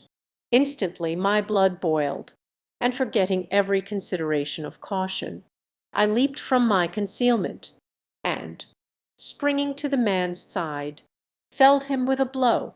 So unexpected had been my act that it found him and his fellow unprepared. But instantly the latter drew the knife that protruded from his belt and lunged viciously at me, at the same time giving voice to a wild cry of alarm. The girl shrank back at sight of me, her eyes wide in astonishment. And then my antagonist was upon me. I parried his first blow with my forearm, at the same time delivering a powerful blow to his jaw that sent him reeling back. But he was at me again in an instant, though in the brief interim I had time to draw my revolver. I saw his companion crawling slowly to his feet, and the others of the party racing down upon me. There was no time to argue now, other than with the weapons we wore, and so, as the fellow lunged at me again with the wicked-looking knife, I covered his heart and pulled the trigger. Without a sound he slipped to the earth, and then I turned the weapon upon the other guard, who was now about to attack me. He, too, collapsed, and I was alone with the astonished girl. The balance of the party was some 20 paces from us, but coming rapidly, I seized her arm and drew her after me behind a nearby tree, for I had seen that with both their comrades down the others were preparing to launch their spears. With the girl safe behind the tree, I stepped out in sight of the advancing foe, shouting to them that I was no enemy and that they should halt and listen to me. But for answer they only yelled in derision and launched a couple of spears at me, both of which missed. I saw then that I must fight, yet still I hated to slay them, and it was only as a final resort that I dropped two of them with my rifle, bringing the others to a temporary halt. Again I appealed to them to desist, but they only mistook my solicitude for them for fear, and, with shouts of rage and derision, leaped forward once again to overwhelm me. It was now quite evident that I must punish them severely, or myself die and relinquish the girl once more to her captors. Neither of these things had I the slightest notion of doing, and so I again stepped from behind the tree, and, with all the care and deliberation of target practice, I commenced picking off the foremost of my assailants. One by one the wild men dropped. Yet on came the others, fierce and vengeful, until, only a few remaining, these seemed to realize the futility of combating my modern weapon with their primitive spears, and, still howling wrathfully, withdrew toward the west. Now, for the first time, I had an opportunity to turn my attention toward the girl, who had stood, silent and motionless, behind me as I pumped death into my enemies and hers from my automatic rifle. She was of medium height, well formed, and with fine, clear-cut features. Her forehead was high, and her eyes both intelligent and beautiful. Exposure to the sun had browned a smooth and velvety skin to a shade which seemed to enhance rather than mar an altogether lovely picture of youthful femininity. A trace of apprehension marked her expression. I cannot call it fear, since I have learned to know her, and astonishment was still apparent in her eyes. She stood quite erect, her hands still bound behind her, and met my gaze with level, proud return. "What language do you speak?" I asked. "Do you understand mine?" "Yes," she replied. "It is similar to my own. I am Grabberton. What are you?" "I am a Pan American," I answered. She shook her head. "What is that?" I pointed toward the west. Far away, across the ocean. Her expression altered a trifle. A slight frown contracted her brow. The expression of apprehension deepened. "Take off your cap," she said, and when, to humor her strange request, I did as she bid, she appeared relieved. Then she edged to one side and leaned over seemingly to peer behind me. I turned quickly to see what she discovered, but finding nothing, wheeled about to see that her expression was once more altered. "You are not from there," and she pointed toward the east. It was a half question. "You are not from across the water there." "No," I assured her, "I am from Pan America, far away to the west." "Have you ever heard of Pan America?" She shook her head in negation. "I do not care where you are from," she explained, "if you are not from there, and I am sure you are not, for the men from there have horns and tails." It was with difficulty that I restrained a smile. "Who are the men from there?" I asked. "They are bad men," she replied. "Some of my people do not believe that there are such creatures. But we have a legend, a very old, old legend, that once the men from there came across to Grabberton. They came upon the water, and under the water, and even in the air. They came in great numbers, so that they rolled across the land like a great gray fog. They brought with them thunder and lightning and smoke that killed, and they fell upon us and slew our people by the thousands and the hundreds of thousands. But at last we drove them back to the water's edge, back into the sea, where many were drowned. Some escaped, and these our people followed, men, women, and even children. We followed them back. That is all. The legend says our people never returned. Maybe they were all killed. Maybe they are still there. But this, also, is in the legend, that as we drove the men back across the water they swore that they would return, and that when they left our shores they would leave no human being alive behind them. I was afraid that you were from there. By what name were these men called?" I asked. "We call them only the men from there," she replied, pointing toward the east. "I have never heard that they had another name." In the light of what I knew of ancient history, it was not difficult for me to guess the nationality of those she described simply as the men from over there. But what utter and appalling devastation the Great War must have wrought to have erased not only every sign of civilization from the face of this great land, but even the name of the enemy from the knowledge and language of the people. I could only account for it on the hypothesis that the country had been entirely depopulated except for a few scattered and forgotten children, who, in some marvelous manner, had been preserved by Providence to repopulate the land. These children had, doubtless, been too young to retain in their memories to transmit to their children any but the vaguest suggestion of the cataclysm which had overwhelmed their parents. Professor Corcoran, since my return to Pan America, has suggested another theory which is not entirely without claim to serious consideration. He points out that it is quite beyond the pale of human instinct to desert little children as my theory suggests the ancient English must have done.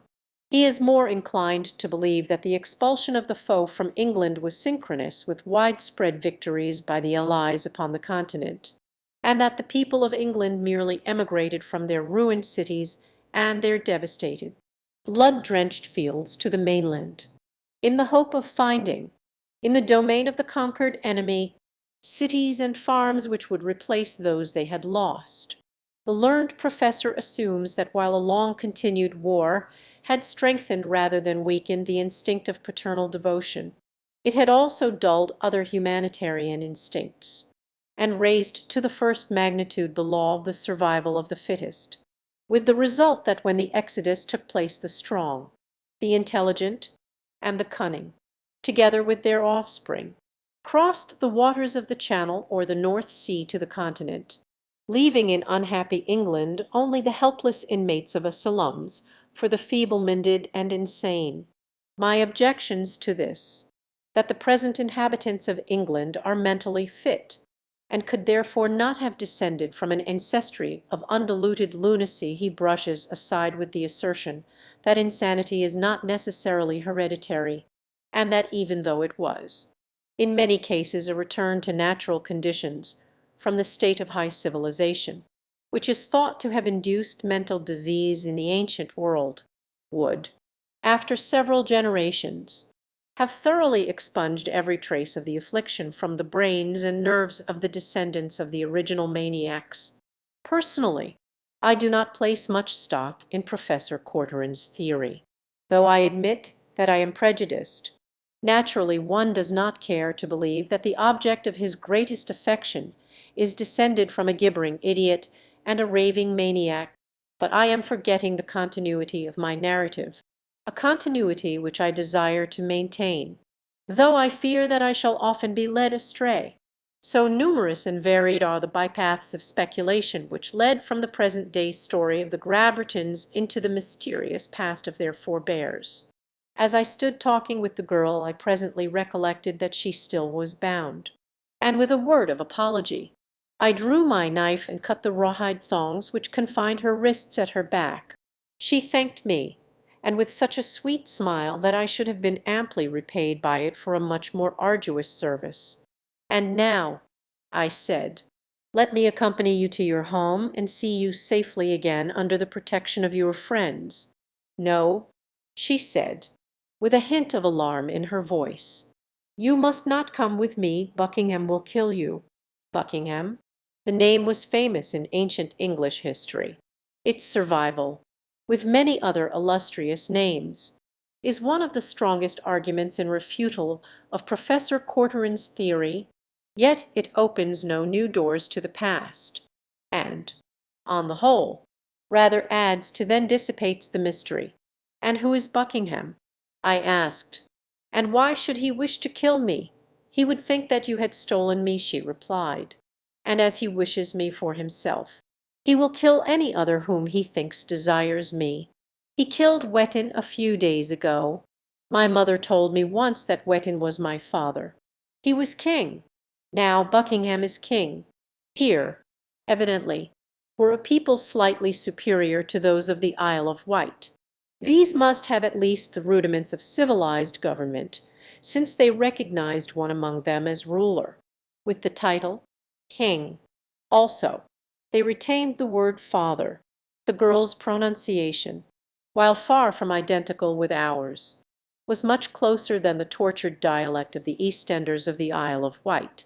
The longer I talked with her, the more hopeful I became of finding here, among her people, some records or traditions which might assist in clearing up the historic enigma of the past 2 centuries.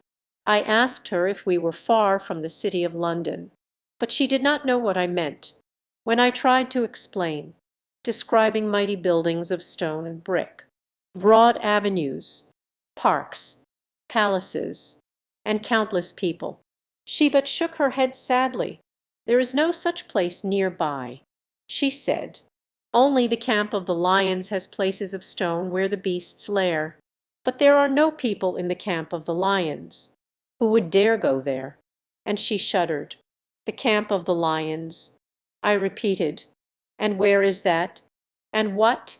"It is there," she said, pointing up the river toward the west. "I have seen it from a great distance, but I have never been there. We are much afraid of the lions, for this is their country, and they are angry that man has come to live here. Far away there," and she pointed toward the southwest, "is the land of tigers, which is even worse than this, the land of the lions. For the tigers are more numerous than the lions and hungrier for human flesh. There were tigers here long ago, but both the lions and the men set upon them and drove them off. Where did these savage beasts come from?" I asked. "Oh," she replied, "they have been here always. It is their country. Do they not kill and eat your people?" I asked. "Often, when we meet them by accident, and we are too few to slay them, or when one goes too close to their camp. But seldom do they hunt us, for they find what food they need among the deer and wild cattle. And, too, we make them gifts. For are we not intruders in their country? Really we live upon good terms with them, though I should not care to meet one were there not many spears in my party. I should like to visit this camp of the lions." I said. "Oh, no, you must not," cried the girl. "That would be terrible. They would eat you for a moment. Then she seemed lost in thought, but presently she turned upon me with, "You must go now, for any minute Buckingham may come in search of me. Long since should they have learned that I am gone from the camp. They watch over me very closely, and they will set out after me. Go. I shall wait here until they come in search of me. No," I told her, "will not leave you alone in a land infested by lions and other wild beasts. If you want, let me go as far as your camp with you. Then I'll wait here until they come in search of you. Please go," she begged. "You have saved me, and I would save you. But nothing will save you if Buckingham gets his hands on you. He is a bad man. He wishes to have me for his woman so that he may be king. He would kill anyone who befriended me, for fear that I might become another's." "Did you say that Buckingham is already the king?" I asked. "He is. He took my mother for his woman after he had killed Wettin. But my mother will die soon. She is very old, and then the man to whom I belong will become king. Finally, after much questioning, I got the thing through my head. It appears that the line of descent is through the women. A man is merely head of his wife's family. That is all. If she chances to be the oldest female member of the royal house, he is king." Very naively the girl explained that there was seldom any doubt as to whom a child's mother was. This accounted for the girl's importance in the community, and for Buckingham's anxiety to claim her, though she told me that she did not wish to become his woman, for he was a bad man and would make a bad king. But he was powerful, and there was no other man who dared dispute his wishes. "Why not come with me?" I suggested. "If you do not wish to become Buckingham's." "Where would you take me?" she asked. Where? Indeed, I had not thought of that. But before I could reply to her question she shook her head and said, "No, I cannot leave my people. I must stay and do my best. Even if Buckingham gets me, but you must go at once. Do not wait until it is too late. The lions have had no offering for a long time, and Buckingham would seize upon the first stranger as a gift to them." I did not perfectly understand what she meant, and was about to ask her when a heavy body leaped upon me from behind, and great arms encircled my neck. I struggled to free myself and turn upon my antagonist. But in another instant I was overwhelmed by a half-dozen powerful, half-naked men, while a score of others surrounded me, a couple of whom seized the girl. I fought as best I could for my liberty and for hers, but the weight of numbers was too great, though I had the satisfaction at least of giving them a good fight, when they had overpowered me, and I stood, my hands bound behind me, at the girl's side. She gazed commiseratingly at me. "It is too bad that you did not do as I bid you," she said, "for now it has happened just as I feared. Buckingham has you." "Which is Buckingham?" I asked. "I am Buckingham," growled a burly, unwashed brute, swaggering truculently before me. "And who are you who would have stolen my woman?" The girl spoke up then and tried to explain that I had not stolen her, but on the contrary I had saved her from the men from the elephant country who were carrying her away. Buckingham only sneered at her explanation, and a moment later gave the command that started us all off toward the west. We marched for a matter of an hour or so, coming at last to a collection of rude huts, fashioned from branches of trees covered with skins and grasses and sometimes plastered with mud. All about the camp they had erected a wall of saplings pointed at the tops and fire hardened. This palisade was a protection against both man and beasts, and within it dwelt upward of 2,000 persons, the shelters being built very close together, and sometimes partially underground, like deep trenches, with the poles and hides above merely as protection from the sun and rain. The older part of the camp consisted almost wholly of trenches, as though this had been the original form of dwellings which was slowly giving way to the drier and airier surface domiciles. In these trench habitations I saw a survival of the military trenches which formed so famous a part of the operation of the warring nations during the 20th century. The women wore a single light deer skin about their hip, for it was summer, and quite warm. The men, too, were clothed in a single garment, usually the pelt of some beast of prey. The hair of both men and women was confined by a rawhide thong passing about the forehead and tied behind. In this leathern band were stuck feathers, flowers, or the tails of small mammals. All wore necklaces of the teeth or claws of wild beasts, and there were numerous metal wristlets and anklets among them. They wore, in fact, every indication of a most primitive people, a race which had not yet risen to the heights of agriculture, or even the possession of domestic animals. They were hunters, the lowest plane in the evolution of the human race of which science takes cognizance. And yet as I looked at their well-shaped heads, their handsome features, and their intelligent eyes, it was difficult to believe that I was not among my own. It was only when I took into consideration their mode of living, their scant apparel, the lack of every least luxury among them, that I was forced to admit that they were, in truth, but ignorant savages.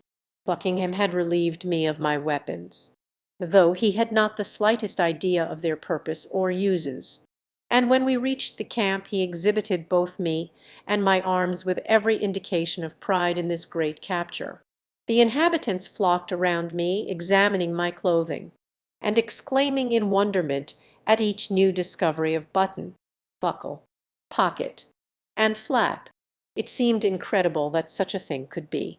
Almost within a stone's throw of the spot where but a brief 2 centuries before had stood the greatest city of the world, they bound me to a small tree that grew in the middle of one of their crooked streets. But the girl they released as soon as we had entered the enclosure. The people greeted her with every mark of respect as she hastened to a large hut near the center of the camp. Presently she returned with a fine-looking, white-haired woman, who proved to be her mother. The older woman carried herself with a regal dignity that seemed quite remarkable in a place of such primitive squalor. The people fell aside as she approached, making a wide way for her and her daughter. When they had come near and stopped before me, the older woman addressed me. "My daughter has told me," she said, "of the manner in which you rescued her from the men of the elephant country. If Wettin lived you would be well treated. But Buckingham has taken me now, and is king. You can hope for nothing from such a beast as Buckingham." The fact that Buckingham stood within a pace of us, and was an interested listener, appeared not to temper her expressions in the slightest. "Buckingham is a pig," she continued. "He is a coward. He came upon Wetton from behind and ran his spear through him. He will not be king for long. Some one will make a face at him, and he will run away and jump into the river." The people began to titter and clap their hands. Buckingham became red in the face. It was evident that he was far from popular. "If he dared," went on the old lady, "he would kill me now. But he does not dare. He is too great a coward. If I could help you I should gladly do so. But I am only queen, the vehicle that has helped carry down, unsullied, the royal blood from the days when Grabberton was a mighty country." The old queen's words had a noticeable effect upon the mob of curious savages which surrounded me the moment they discovered that the old queen was friendly to me, and that I had rescued her daughter. They commenced to accord me a more friendly interest, and I heard many words spoken in my behalf, and demands were made that I not be harmed.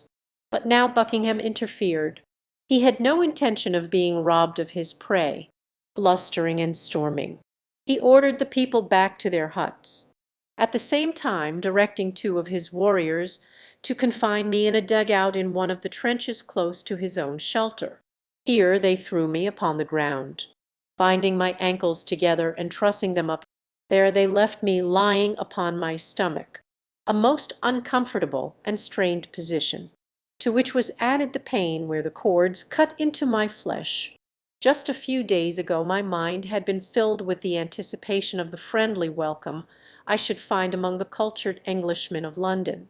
To-day I should be sitting in the place of honour at the banquet board of one of London's most exclusive clubs, fated and lionized. The actuality. Here I lay, bound hand and foot, doubtless almost upon the very site of a part of ancient London. Yet all about me was a primeval wilderness, and I was a captive of half-naked wild men. I wondered what had become of Delcart and Taylor and Snyder. Would they search for me? They could never find me, I feared. Yet, if they did, what could they accomplish against this horde of savage warriors? Would that I could warn them! I thought of the girl. Doubtless she could get word to them. But how was I to communicate with her? Would she come to see me before I was killed? It seemed incredible that she should not make some slight attempt to befriend me yet. As I recalled, she had made no effort to speak with me after we had reached the village. She had hastened to her mother the moment she had been liberated, though she had returned with the old queen. She had not spoken to me even then. I began to have my doubts. Finally, I came to the conclusion that I was absolutely friendless except for the old queen. For some unaccountable reason my rage against the girl for her ingratitude rose to colossal proportions. For a long time I waited for some one to come to my prison whom I might ask to bear word to the queen. But I seemed to have been forgotten. The strained position in which I lay became unbearable. I wriggled and twisted until I managed to turn myself partially upon my side, where I lay half facing the entrance to the dugout.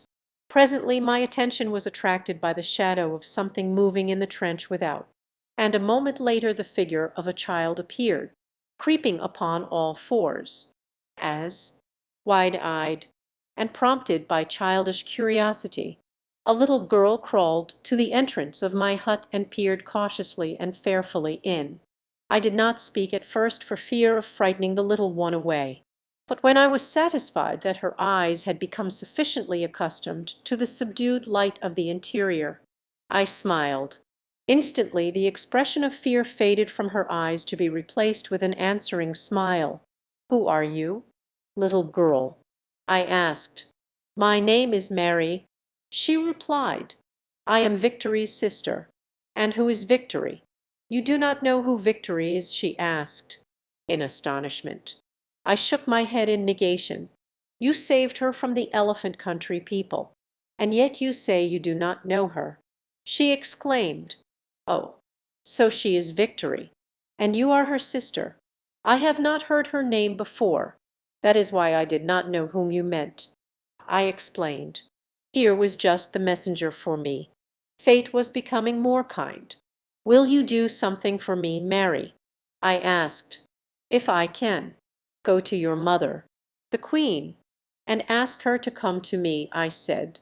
"I have a favor to ask." She said that she would, and with a parting smile she left me. For what seemed many hours I awaited her return, chafing with impatience. The afternoon wore on and night came, and yet no one came near me. My captors brought me neither food nor water. I was suffering considerable pain where the rawhide thongs cut into my swollen flesh. I thought that they had either forgotten me, or that it was their intention to leave me here to die of starvation. Once I heard a great uproar in the village. Men were shouting, women were screaming and moaning. After a time this subsided, and again there was a long interval of silence. Half the night must have been spent when I heard a sound in the trench near the hut. It resembled muffled sobs. Presently a figure appeared, silhouetted against the lesser darkness beyond the doorway. It crept inside the hut. "Are you here?" whispered a childlike voice. It was Mary. She had returned. The thongs no longer hurt me. The pangs of hunger and thirst disappeared. I realized that it had been loneliness from which I suffered most. "Mary," I exclaimed, "you are a good girl. You have come back. After all, I had commenced to think that you would not. Did you give my message to the Queen? Will she come? Where is she?" The child's sobs increased, and she flung herself upon the dirt floor of the hut, apparently overcome by grief. "What is it?" I asked. "Why do you cry?" "The Queen, my mother, will not come to you," she said, between sobs. "She is dead. Buckingham has killed her. Now he will take Victory, for Victory is Queen. He kept us fastened up in our shelter, for fear that Victory would escape him. But I dug a hole beneath the back wall and got out. I came to you, because you saved Victory once before, and I thought that you might save her again, and me also. Tell me that you will. I am bound and helpless." "Mary," I replied, "otherwise I would do what I could to save you and your sister." "I will set you free," cried the girl, creeping up to my side. "I will set you free, and then you may come and slay Buckingham." "Gladly," I assented. "We must hurry," she went on, as she fumbled with the hard knots in the stiffened rawhide, "for Buckingham will be after you soon. He must make an offering to the lions at dawn before he can take Victory. The taking of a queen requires a human offering, and I am to be the offering." I asked. "Yes," she said, tugging at a knot. "Buckingham has been wanting a sacrifice ever since he killed Wetton, that he might slay my mother and take Victory." The thought was horrible, not solely because of the hideous fate to which I was condemned, but from the contemplation it engendered of the sad decadence of a once enlightened race. To these depths of ignorance, brutality, and superstition had the vaunted civilization of 20th century England been plunged. And by what? War. I felt the structure of our time honored militaristic arguments crumbling about me. Mary labored with the thongs that confined me. They proved refractory, defying her tender, childish fingers. She assured me, however, that she would release me if they did not come too soon. But, alas, they came. We heard them coming down the trench, and I bade Mary hide in a corner, lest she be discovered and punished. There was naught else she could do, and so she crawled away into the Stygian blackness behind me. Presently 2 warriors entered. The leader exhibited a unique method of discovering my whereabouts in the darkness. He advanced slowly, kicking out viciously before him. Finally he kicked me in the face. Then he knew where I was. A moment later I had been jerked roughly to my feet. One of the fellows stopped and severed the bonds that held my ankles. I could scarcely stand alone. The two pulled and hauled me through the low doorway and along the trench. A party of 40 or 50 warriors were awaiting us at the brink of the excavation some 100 yards from the hut. Hands were lowered to us, and we were dragged to the surface. Then commenced a long march. We stumbled through the underbrush wet with dew, our way lighted by a score of torch-bearers who surrounded us. But the torches were not to light the way. That was but incidental.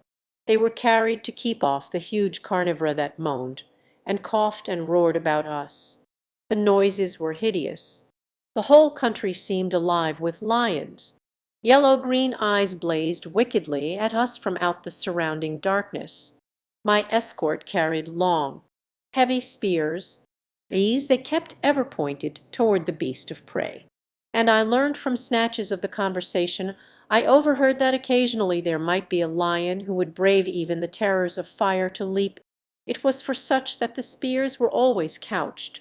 But nothing of the sort occurred during this hideous death march, and with the first pale heralding of dawn we reached our goal, an open place in the midst of a tangled wildwood. Here rose in crumbling grandeur the first evidences I had seen of the ancient civilization which once had graced fair Albion. A single, time-worn arch of masonry, the entrance to the camp of the lions, murmured one of the party in a voice husky with awe.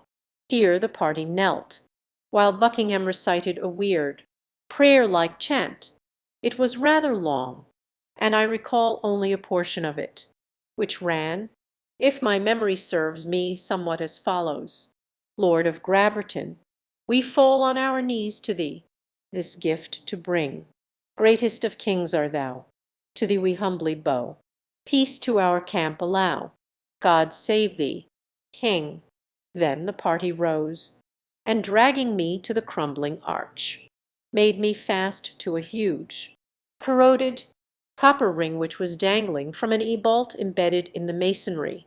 None of them, not even Buckingham, seemed to feel any personal animosity toward me.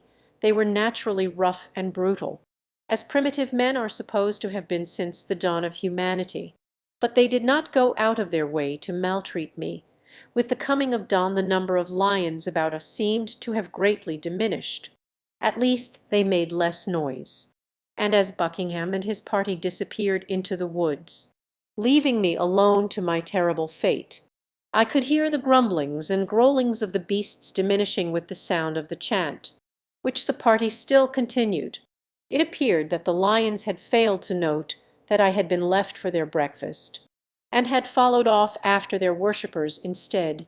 But I knew the reprieve would be but for a short time, and though I had no wish to die, I must confess that I rather wished the ordeal over, and the peace of oblivion upon me.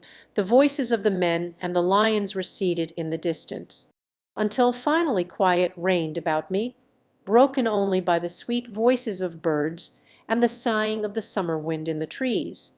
It seemed impossible to believe that in this peaceful woodland setting the frightful thing was to occur which must come with the passing of the next lion who chanced within sight or smell of the crumbling arch. I strove to tear myself loose from my bonds, but succeeded only in tightening them about my arms. Then I remained passive for a long time, letting the scenes of my lifetime pass in review before my mind's eye. I tried to imagine the astonishment, incredulity, and horror with which my family and friends would be overwhelmed if, for an instant, space could be annihilated and they could see me at the gates of London. The gates of London, where was the multitude hurrying to the marts of trade after a night of pleasure or rest? Where was the clang of tramper gongs, the screech of motor horns, the vast murmur of a dense throng? Where were they? And as I asked the question alone, gaunt lion strode from the tangled jungle upon the far side of the clearing. Majestically and noiselessly upon his padded feet, the king of beasts moved slowly toward the gates of London, and toward me was I afraid. I fear that I was almost afraid. I know that I thought that fear was coming to me, and so I straightened up and squared my shoulders and looked the lion straight in the eyes, and waited. It is not a nice way to die, alone, with one's hands fast bound, beneath the fangs and talons of a beast of prey. No, it is not a nice way to die, not a pretty way. The lion was halfway across the clearing when I heard a slight sound behind me. The great cat stopped in his tracks. He lashed his tail against his sides now, instead of simply twitching its tip, and his low moan became a thunderous roar. As I craned my neck to catch a glimpse of the thing that had aroused the fury of the beast before me, it sprang through the arched gateway, and was at my side, with parted lips and heaving bosom and dishevelled hair, a bronzed and lovely vision to eyes that had never harbored hope of rescue. It was Victory, and in her arms she clutched my rifle and revolver. A long knife was in the doeskin belt that supported the doeskin skirt tightly about her lithe limbs. She dropped my weapons at my feet, and, snatching the knife, severed the bonds that held me. I was free, and the lion was preparing to charge. "Run!" I cried to the girl as I bent and seized my rifle, but she only stood there at my side, her bared blade ready in her hand. The lion was bounding toward us now in prodigious leaps. I raised the rifle and fired.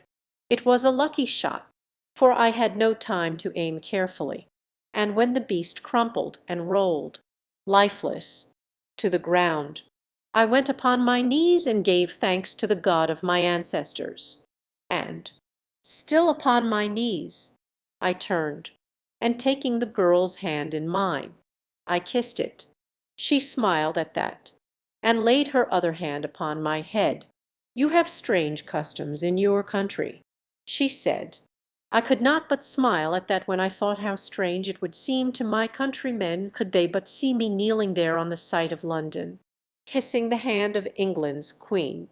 "And now," I said, as I rose, "you must return to the safety of your camp. I will go with you until you are near enough to continue alone in safety.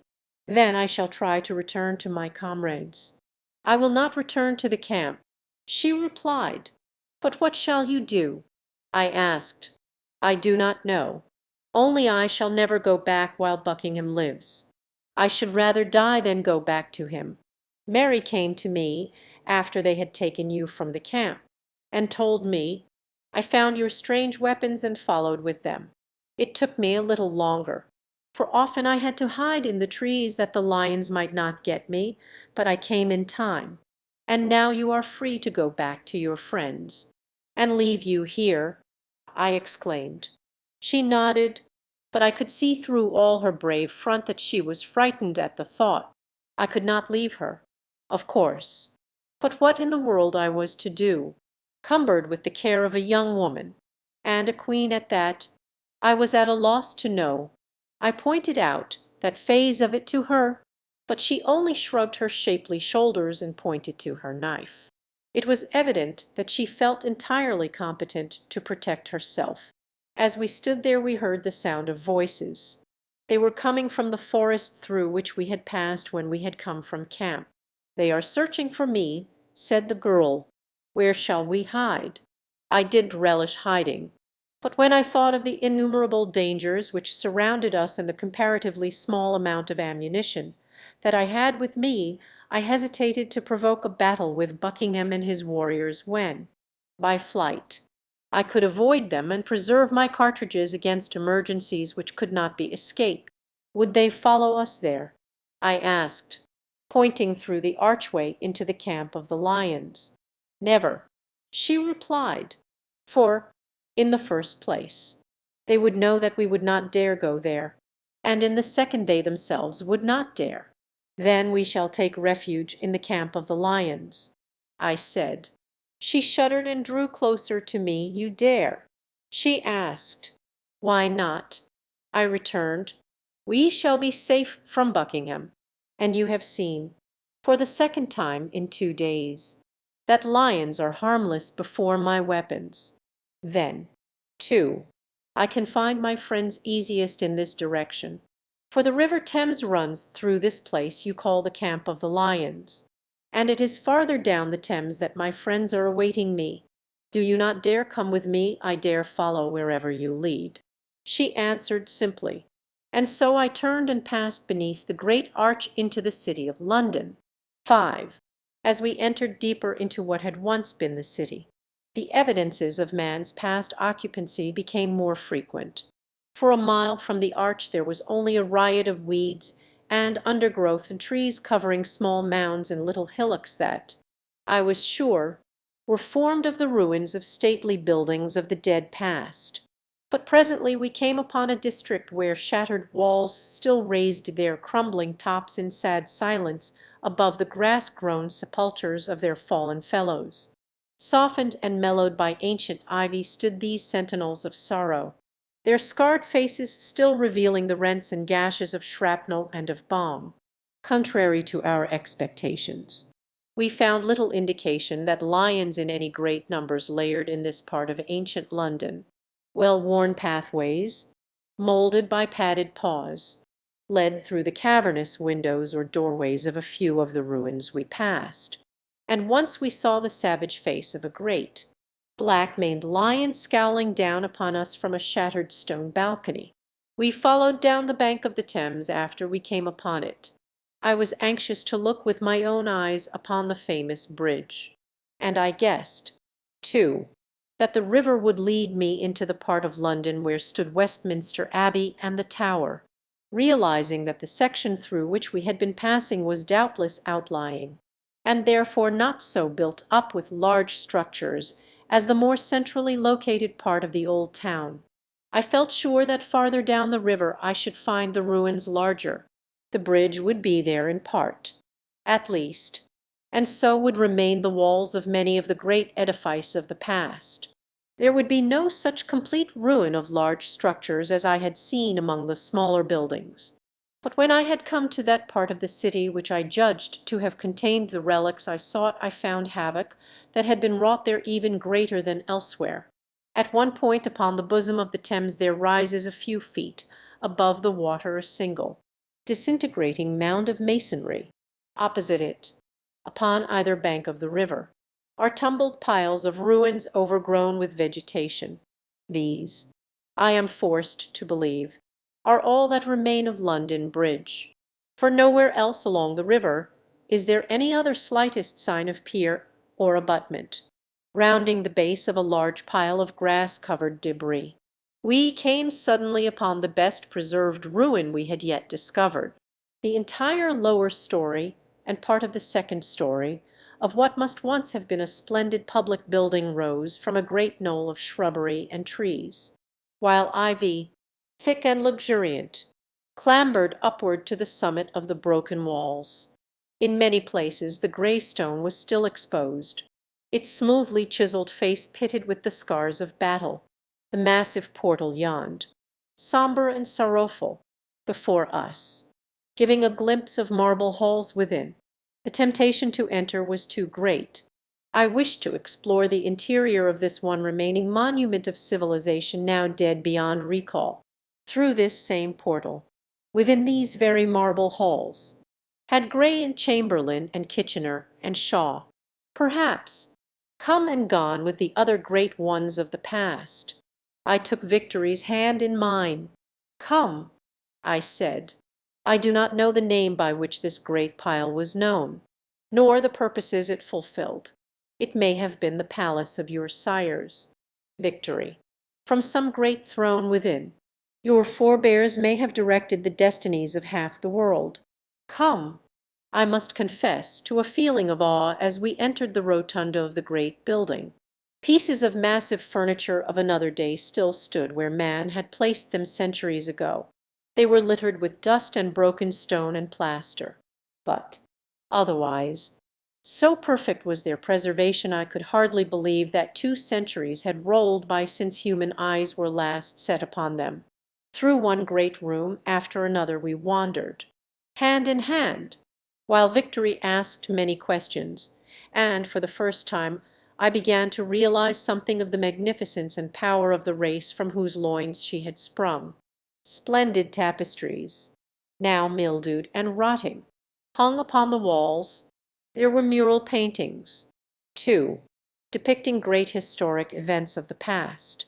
For the first time Victory saw the likeness of a horse, and she was much affected by a huge oil which depicted some ancient cavalry charge against a battery of field guns. In other pictures there were steamships, battleships, submarines, and quaint-looking railway trains, all small and antiquated in appearance to me, but wonderful to Victory. She told me that she would like to remain for the rest of her life where she could look at those pictures daily. From room to room we passed until presently we emerged into a mighty chamber, dark and gloomy, for its high and narrow windows were choked and clogged by ivy. Along one panelled wall we groped, our eyes slowly becoming accustomed to the darkness. A rank and pungent odor pervaded the atmosphere. We had made our way about half the distance across one end of the great apartment when a low growl from the far end brought us to a startled halt. Straining my eyes through the gloom, I made out a raised dais at the extreme opposite end of the hall. Upon the dais stood two great chairs, high-backed and with great arms, the throne of England. But what were those strange forms about it? Victory gave my hand a quick, excited little squeeze. The lions, she whispered. Yes, lions indeed. Sprawled about the dais were a dozen huge forms, while upon the seat of one of the thrins a small cub lay curled in slumber. As we stood there for a moment, spellbound by the sight of those fearsome creatures occupying the very thrins of the sovereigns of England, the low growl was repeated, and a great male rose slowly to his feet, his devilish eyes bored straight through the semi-darkness toward us. He had discovered the interloper. What right had man within this palace of the beasts? Again he opened his giant jaws, and this time there rumbled forth a warning roar. Instantly 8 or 10 of the other beasts leaped. Already the great fellow who had spied us was advancing slowly in our direction. I held my rifle ready, but how futile it appeared in the face of this savage horde. The foremost beast broke into a slow trot, and at his heels came the others. All were roaring now, and the din of their great voices reverberating through the halls and corridors of the palace formed the most frightful chorus of thunderous savagery imaginable to the mind of man. And then the leader charged, and upon the hideous pandemonium broke the sharp crack of my rifle. Once, twice, thrice, 3 lions rolled, struggling and biting. To the floor, Victory seized my arm. With a quick, "This way. Here is a door," and a moment later we were in a tiny antechamber at the foot of a narrow stone staircase. Up this we backed, Victory just behind me, as the first of the remaining lions leaped from the throne room and sprang for the stairs. Again I fired, but others of the ferocious beasts leaped over their fallen fellows and pursued us. The stairs were very narrow. That was all that saved us, for as I backed slowly upward, but a single lion could attack me at a time, and the carcasses of those I slew impeded the rushes of the others. At last we reached the top. There was a long corridor from which opened many doorways. One, directly behind us, was tight closed. If we could open it and pass into the chamber behind we might find a respite from attack. The remaining lions were roaring horribly. I saw one sneaking very slowly up the stairs toward us. "Try that door," I called to Victory. "See if it will open." She ran up to it and pushed. "Turn the knob," I cried, seeing that she did not know how to open a door. But neither did she know what I meant by knob. I put a bullet in the spine of the approaching lion and leaped. The door resisted my first efforts to swing it inward. Rusted hinges and swollen wood held it tightly closed. But at last it gave, and just as another lion mounted to the top of the stairway it swung in, and I pushed Victory across the threshold. Then I turned to meet the renewed attack of the savage foe. One lion fell in his tracks. Another stumbled to my very feet, and then I leaped within and slammed the portal to. A quick glance showed me that this was the only door to the small apartment in which we had found sanctuary, and, with a sigh of relief, I leaned for a moment against the panels of the stout barrier that separated us from the ramping demons without. Across the room, between two windows, stood a flat-topped desk. A little pile of white and brown lay upon it close to the opposite edge. After a moment of rest I crossed the room to investigate. The white was the bleached human bones, the skull, collar bones, arms, and a few of the upper ribs of a man. The brown was the dust of a decayed military cap and blouse. In a chair before the desk were other bones, while more still strewed the floor beneath the desk and about the chair. A man had died sitting there with his face buried in his arms, 200 years ago. Beneath the desk were a pair of spurred military boots, green and rotten with decay.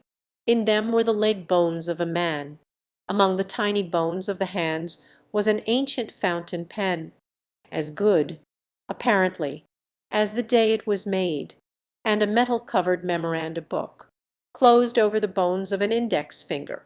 It was a gruesome sight, a pitiful sight, this lone inhabitant of mighty London. I picked up the metal-covered memoranda book. Its pages were rotten and stuck together. Only here and there was a sentence or a part of a sentence legible. The first that I could read was near the middle of the little volume. His Majesty left for Tunbridge Wells today. He, Jesty, was stricken. Today, God gives she does not die. Am military governor of Laon. And farther on, it is awful. 100 deaths today, worse than the Bombard. Nearer the end I picked out the following. I promised his Madge, you will find me here when he alone. The most legible passage was on the next page.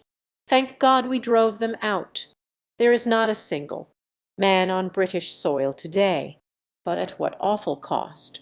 I tried to persuade Sir Philip to urge the people to remain, but they are mad with fear of the death, and rage at our enemies. He tells me that the coast cities are packed, waiting to be taken across. What will become of England, with none left to rebuild her shattered cities? And the last entry. Alone, only the wild beasts. A lion is roaring now beneath the palace windows. I think the people feared the beasts even more than they did the death. But they are gone, all gone. And to what? How much better conditions will they find on the continent? All gone. Only I remain. I promised His Majesty, and when he returns he will find that I was true to my trust, for I shall be awaiting him. God save the king. That was all. This brave and forever nameless officer died nobly at his post, true to his country and his king. It was the death, no doubt, that took him. Some of the entries had been dated.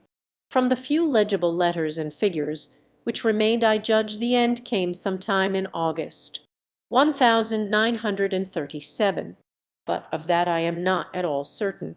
The diary has cleared up at least one mystery that had puzzled me not a little, and now I am surprised that I had not guessed its solution myself. The presence of African and Asiatic beasts in England, acclimated by years of confinement in the zoological gardens. They were fitted to resume in England the wild existence for which nature had intended them, and once free, had evidently bred prolifically, in marked contrast to the captive exotics of 20th century Pan America, which had gradually become fewer until extinction occurred sometime during the 21st century. The palace, if such it was, lay not far from the banks of the Thames. The room in which we were imprisoned overlooked the river, and I determined to attempt to escape in this direction. To descend through the palace was out of the question, but outside we could discover no lions. The stems of the ivy which clambered upward past the window of the room were as large around as my arm. I knew that they would support our weight, and as we could gain nothing by remaining longer in the palace, I decided to descend by way of the ivy and follow along down the river in the direction of the launch. Naturally, I was much handicapped by the presence of the girl, but I could not abandon her, though I had no idea what I should do with her after rejoining my companions. That she would prove a burden and an embarrassment I was certain, but she had made it equally plain to me that she would never return to her people to mate with Buckingham. I owed my life to her, and, all other considerations aside, that was sufficient demand upon my gratitude and my honor to necessitate my suffering every inconvenience in her service. 2. She was Queen of England, but, by far the most potent argument in her favor, she was a woman in distress, and a young and very beautiful one, and so, though I wished 1,000 times that she was back in her camp, I never let her guess it, but did all that lay within my power to serve and protect her. I thank God now that I did so, with the lions still padding back and forth beyond the closed door. Victory and I crossed the room to one of the windows. I had outlined my plan to her, and she had assured me that she could descend the ivy without assistance. In fact, she smiled a trifle at my question. Swinging myself outward, I began the descent, and had come to within a few feet of the ground, being just opposite a narrow window, when I was startled by a savage growl almost in my ear, and then a great taloned paw darted from the aperture to seize me, and I saw the snarling face of a lion within the embrasure. Releasing my hold upon the ivy, I dropped the remaining distance to the ground, saved from laceration only because the lion's paw struck the thick stem of ivy. The creature was making a frightful racket now, leaping back and forth from the floor at the broad window ledge, tearing at the masonry with his claws in vain attempts to reach me. But the opening was too narrow, and the masonry too solid.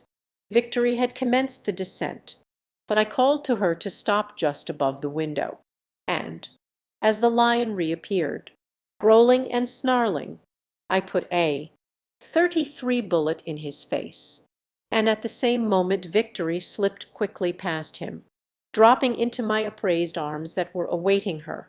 The roaring of the beasts that had discovered us, together with the report of my rifle, had set the balance of the fierce inmates of the palace into the most frightful uproar I have ever heard. I feared that it would not be long before intelligence or instinct would draw them from the interiors and set them upon our trail. The river, nor had we much more than reached it, when a lion bounded around the corner of the edifice we had just quitted, and stood looking about as though in search of us.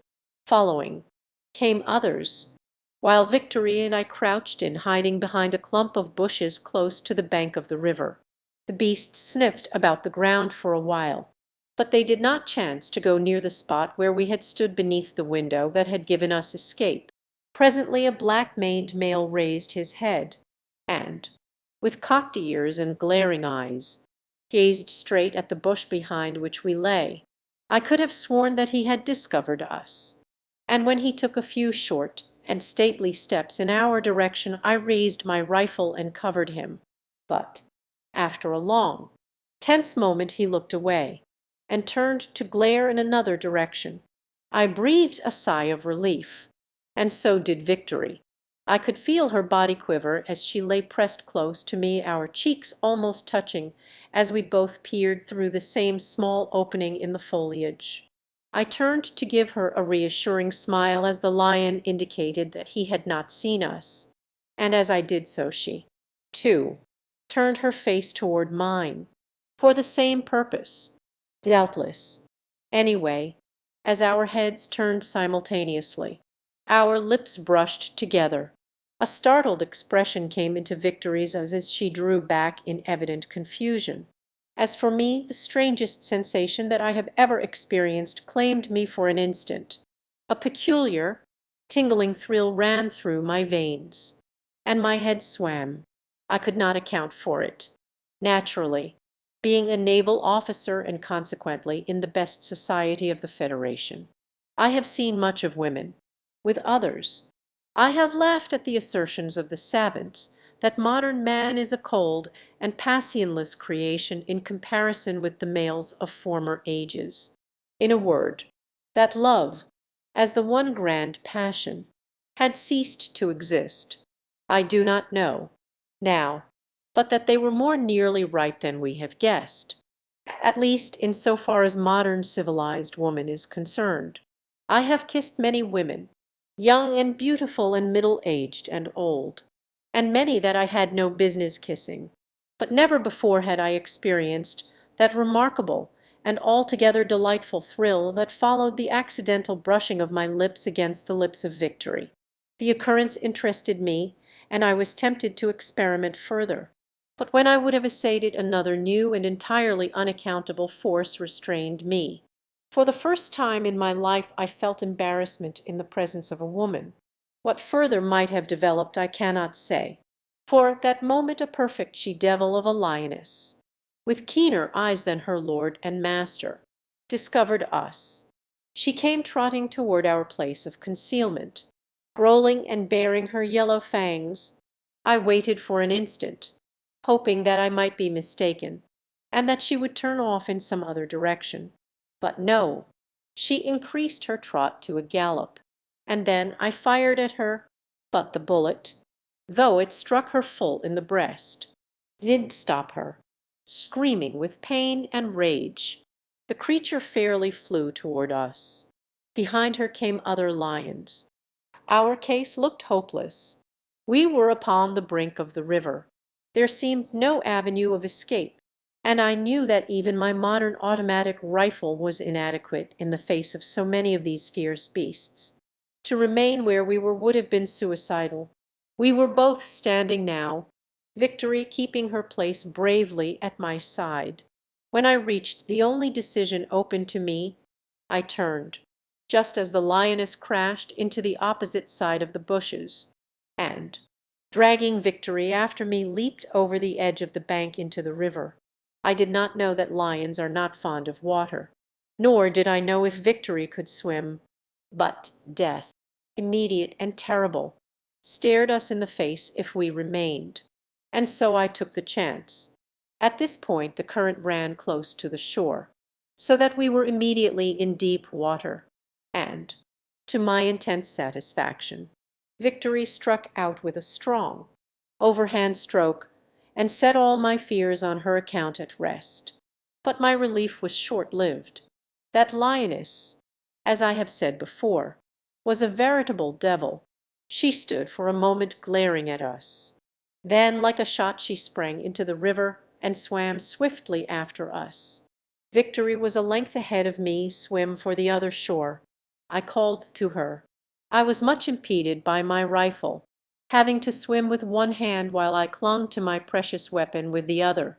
The girl had seen the lioness take to the water, and she had also seen that I was swimming much more slowly than she. And what did she do? She started to drop back to my side. "Go on," I cried, "make for the other shore, and then follow down until you find my friends. Tell them that I sent you, and with orders that they are to protect you. Go on, go on." But she only waited until we were again swimming side by side, and I saw that she had drawn her long knife, and was holding it between her teeth. "Do as I tell you," I said to her sharply, but she shook her head. The lioness was overhauling us rapidly. She was swimming silently, her chin just touching the water, but blood was streaming from between her lips. It was evident that her lungs were pierced. She was almost upon me. I saw that in a moment she would take me under her forepaws, or seize me in those great jaws. I felt that my time had come, but I meant to die fighting, and so I turned, and, treading water, raised my rifle above my head and awaited her. Victory, animated by a bravery no less ferocious than that of the dumb beast assailing us, swam straight for me. It all happened so swiftly that I cannot recall the details of the kaleidoscopic action which ensued. I knew that I rose high out of the water, and, with clubbed rifle, dealt the animal a terrific blow upon the skull, that I saw Victory, her long blade flashing in her hand, close, striking, upon the beast. that a great paw fell upon her shoulder, and that I was swept beneath the surface of the water like a straw before the prow of a freighter. Still clinging to my rifle, I rose again, to see the lioness struggling in her death, struggled frantically for an instant, and then sank. 6. Victory was nowhere in sight. Alone, I floated upon the bosom of the Thames. In that brief instant I believe that I suffered more mental anguish than I have crowded into all the balance of my life before or since. A few hours before, I had been wishing that I might be rid of her, and now that she was gone I would have given my life to have her back again. Warily I turned to swim about the spot where she had disappeared, hoping that she might rise once at least, and I would be given the opportunity to save her. And, as I turned, the water boiled before my face, and her head shot up before me. I was on the point of striking out to seize her, when a happy smile illumined her features. "You are not dead," she cried. "I have been searching the bottom for you. I was sure that the blow she gave you must have disabled you." And she glanced about for the lioness. "She has gone?" she asked. "Dead," I replied. "The blow you struck her with the thing you call rifle stunned her," she explained, and then I swam in close enough to get my knife into her heart. Ah, such a girl! I could not but wonder what one of our own Pan-American women would have done under like circumstances. But then, of course, they have not been trained by stern necessity to cope with the emergencies and dangers of savage primeval life. Along the bank we had just quitted, a score of lions paced to and fro, growling menacingly. We could not return, and we struck out for the opposite shore. I am a strong swimmer, and had no doubt as to my ability to cross the river, but I was not so sure about victory. So I swam close behind her, to be ready to give her assistance, should she need it. She did not, however, reaching the opposite bank as fresh, apparently, as when she entered the water. Victory is a wonder. Each day that we were together brought new proofs of it. Nor was it her courage or vitality only which amazed me. She had a head on those shapely shoulders of hers, and dignity. My, but she could be regal when she chose. She told me that the lions were fewer upon this side of the river, but that there were many wolves, running in great packs later in the year. Now they were north somewhere, and we should have little to fear from them, though we might meet with a few. My first concern was to take my weapons apart and dry them, which was rather difficult in the face of the fact that every rag about me was drenched. But finally, thanks to the sun and much rubbing, I succeeded, though I had no oil to lubricate them. We ate some wild berries and roots that Victory found, and then we set off again down the river, keeping an eye open for game on one side and the launch on the other, for I thought that Delcarte, who would be the natural leader during my absence, might run up the Thames in search of me. The balance of that day we sought in vain for game or for the launch, and when night came we lay down, our stomachs empty, to sleep beneath the stars. We were entirely unprotected from attack from wild beasts, and for this reason I remained awake most of the night, on guard, but nothing approached us, though I could hear the lions roaring across the river, and once I thought I heard the howl of a beast north of us. It might have been a wolf. Altogether, it was a most unpleasant night, and I determined then that if we were forced to sleep out again that I should provide some sort of shelter which would protect us from attack while we slept. Toward morning I dozed, and the sun was well up when Victory aroused me by gently shaking my shoulder. "Antelope," she whispered in my ear, and, as I raised my head, she pointed upriver, crawling to my knees. I looked in the direction she indicated, to see a buck standing upon a little knoll some 200 yards from us. There was good cover between the animal and me, and so, though I might have hit him at 200 yards, I preferred to crawl closer to him and make sure of the meat we both so craved. I had covered about 50 yards of the distance, and the beast was still feeding peacefully. So I thought that I would make even surer of a hit by going ahead another 50 yards, when the animal suddenly raised his head and looked away, upriver. His whole attitude proclaimed that he was startled by something beyond him that I could not see. Realizing that he might break and run, and that I should then probably miss him entirely, I raised my rifle to my shoulder. But even as I did so the animal leaped into the air, and simultaneously there was a sound of a shot from beyond the knoll. For an instant I was dumbfounded. Had the report come from downriver, I should have instantly thought that one of my own men had fired, but coming from upriver it puzzled me considerably. Who could there be with firearms in primitive England other than we of the cold water? Victory was directly behind me, and I motioned for her to lie down. As I did, behind the bush from which I had been upon the point of firing at the antelope, we could see that the buck was quite dead, and from our hiding place we waited to discover the identity of his slayer when the latter should approach and claim his kill.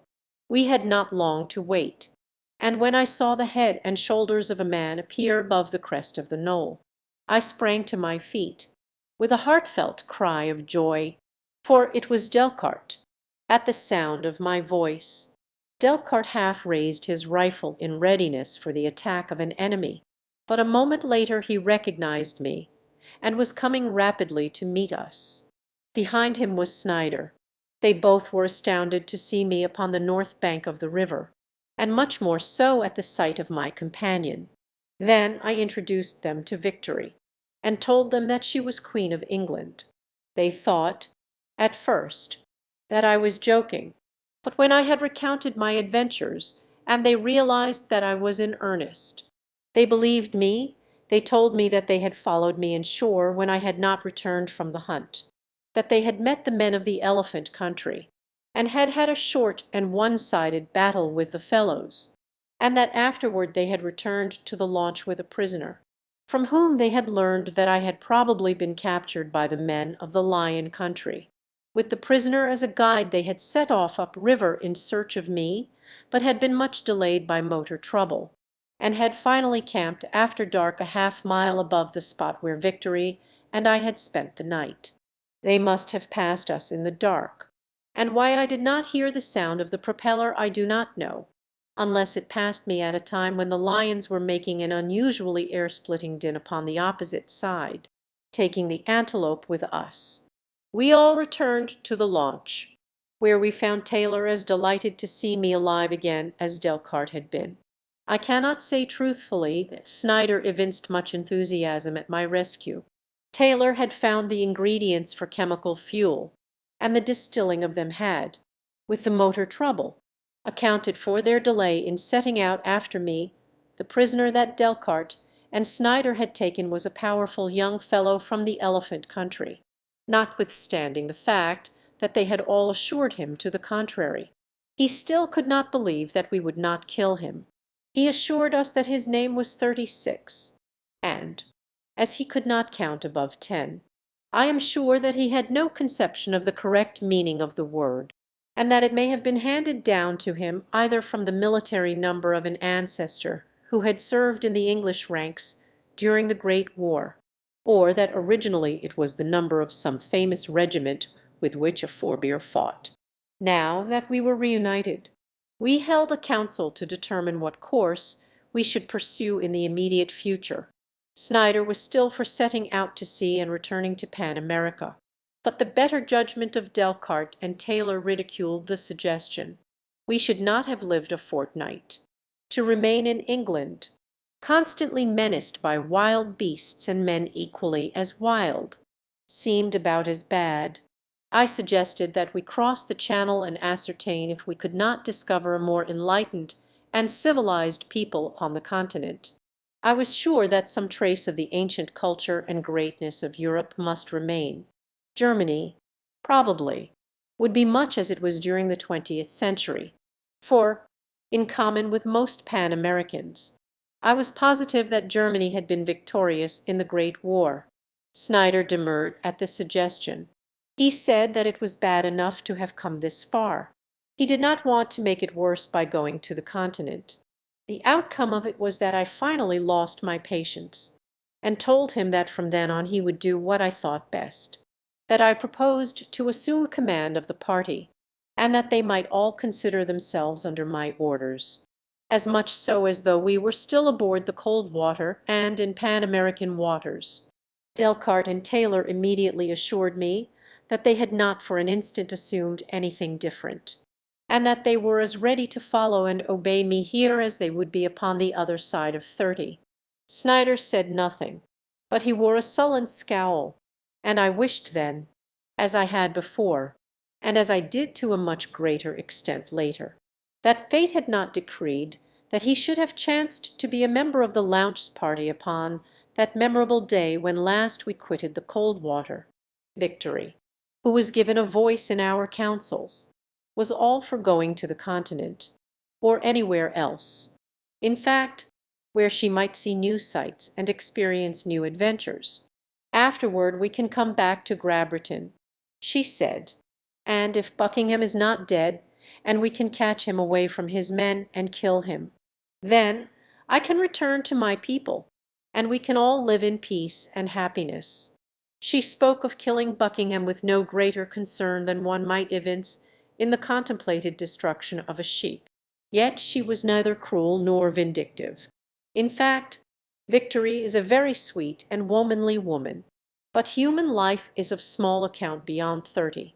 A legacy from the bloody days when thousands of men perished in the trenches between the rising and the setting of a sun, when they laid them lengthwise in these same trenches and sprinkled dirt over them, when the Germans corded their corpses like wood and set fire to them, when women and children and old men were butchered, and great passenger ships were torpedoed without warning. 36. Finally assured that we did not intend slaying him, was as keen to accompany us as was Victory. The crossing to the Continent was uneventful, its monotony being relieved, however, by the childish delight of Victory in 36 in the novel experience of riding safely upon the bosom of the water, and of being so far from land. With the possible exception of Snyder, the little party appeared in the best of spirits, laughing and joking, or interestedly discussing the possibilities which the future held for us, what we should find upon the Continent, and whether the inhabitants would be civilized or barbarian peoples. Victory asked me to explain the difference between the two, and when I had tried to do so as clearly as possible, she broke into a gay little laugh. "Oh," she cried, "then I am a barbarian." I could not but laugh, too, as I admitted that she was, indeed, a barbarian. She was not offended, taking the matter as a huge joke, but some time thereafter she sat in silence, apparently deep in thought. Finally she looked up at me, her strong white teeth gleaming behind her smiling lips.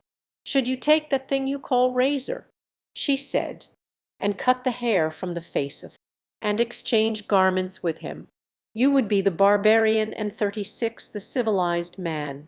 There is no other difference between you, except your weapons. Clothe you in a wolf-skin, give you a knife and a spear, and set you down in the woods of Grabberton. Of what service would your civilization be to you?" Delcart and Taylor smiled at her reply, but 36 and Snyder laughed uproariously. I was not surprised at 36, but I thought that Snyder laughed louder than the occasion warranted.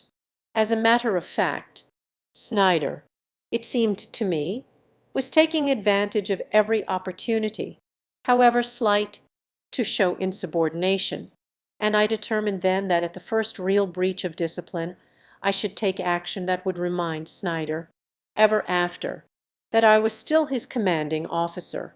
I could not help but notice that his eyes were much upon Victory, and I did not like it, for I knew the type of man he was.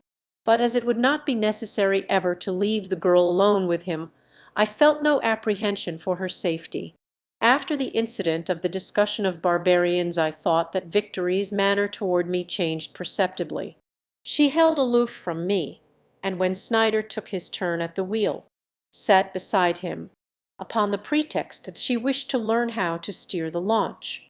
I wondered if she had guessed the man's antipathy for me, and was seeking his company solely for the purpose of piquing me. Snyder was, too, taking full advantage of his opportunity. Often he leaned toward the girl to whisper in her ear, and he laughed much, which was unusual with Snyder. Of course, it was nothing at all to me yet, for some unaccountable reason. The sight of the two of them sitting there so close to one another and seeming to be enjoying each other's society to such a degree irritated me tremendously, and put me in such a bad humor that I took no pleasure whatsoever in the last few hours of the crossing. We aimed to land near the site of ancient Ostend, but when we neared the coast we discovered no indication of any human habitations whatever, let alone a city. After we had landed, we found the same howling wilderness about us that we had discovered on the British Isle. There was no slightest indication that civilized man had ever set a foot upon that portion of the continent of Europe, although I had feared as much. Since our experience in England, I could not but own to a feeling of marked disappointment, and to the gravest fears of the future, which induced a mental depression that was in no way dissipated by the continued familiarity between Victory and Snyder. I was angry with myself that I permitted that matter to affect me as it had.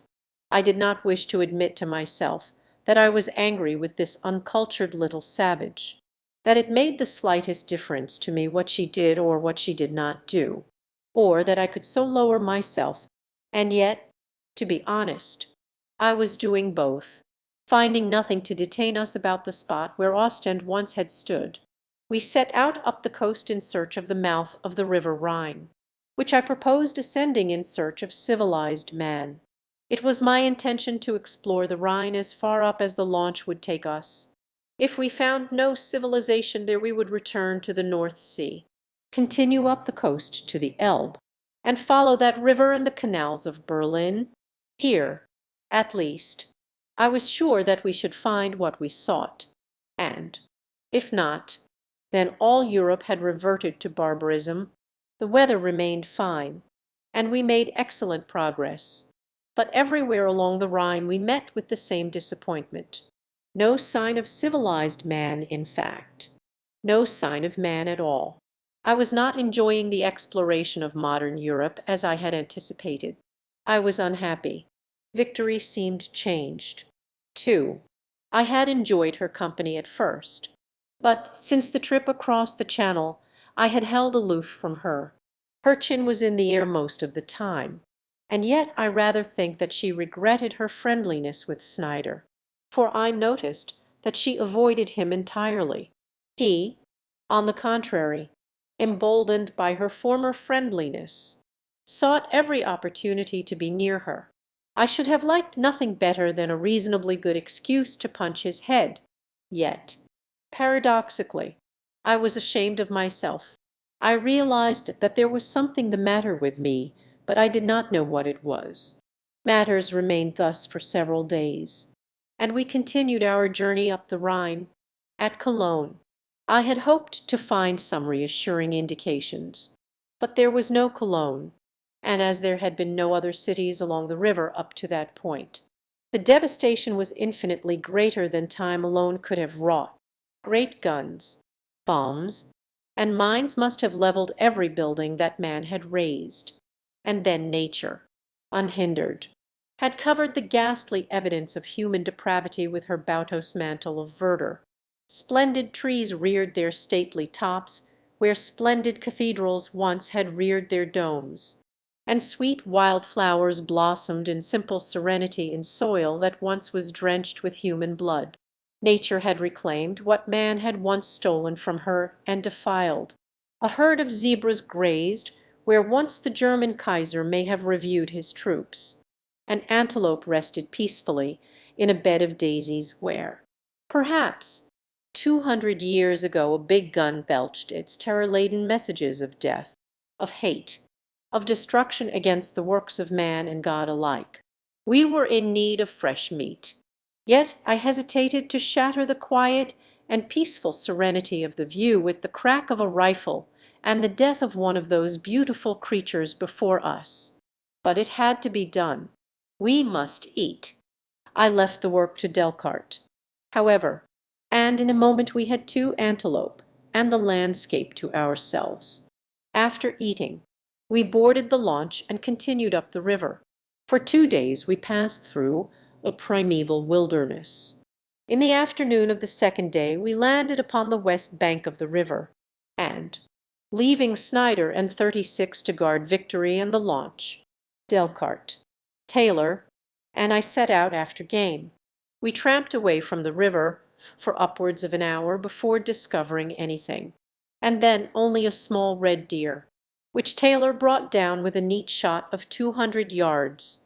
It was getting too late to proceed farther, so we rigged a sling, and the 2 men carried the deer back toward the launch while I walked 100 yards ahead, in the hope of bagging something further for our larder. We had covered about half the distance to the river when I suddenly came face to face with a man. He was as primitive and uncouth in appearance as the Grabbertons, a shaggy, unkempt savage, clothed in a shirt of skin cured with the head on, the latter surmounting his own head to form a bonnet, and giving to him a most fearful and ferocious aspect. The fellow was armed with a long spear and a club, the latter dangling down his back from a leathern thong about his neck. His feet were encased in hide sandals.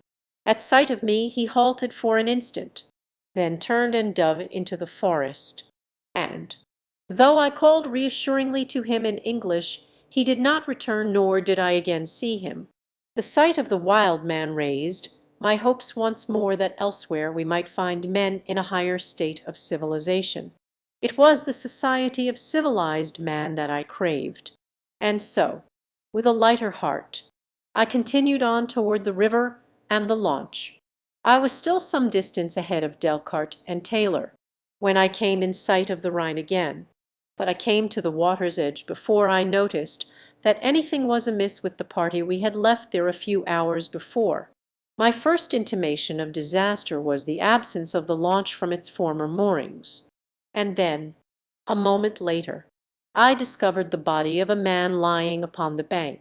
Running toward it, I saw that it was 36, and as I stopped and raised the Grabberton's head in my arms, I heard a faint moan break from his lips. He was not dead, but that he was badly injured was all too evident. Delcarte and Taylor came up a moment later, and the 3 of us worked over the fellow, hoping to revive him that he might tell us what had happened, and what had become of the others. My first thought was prompted by the sight I had recently had of the savage native. The little party had evidently been surprised, and in the attack 36 had been wounded and the others taken prisoners. The thought was almost like a physical blow in the face. It stunned me. Victory in the hands of these abysmal Brutus. It was frightful. I almost shook poor 36 in my efforts to revive him. I explained my theory to the others, and then Delcarte shattered it by a single movement of the hand.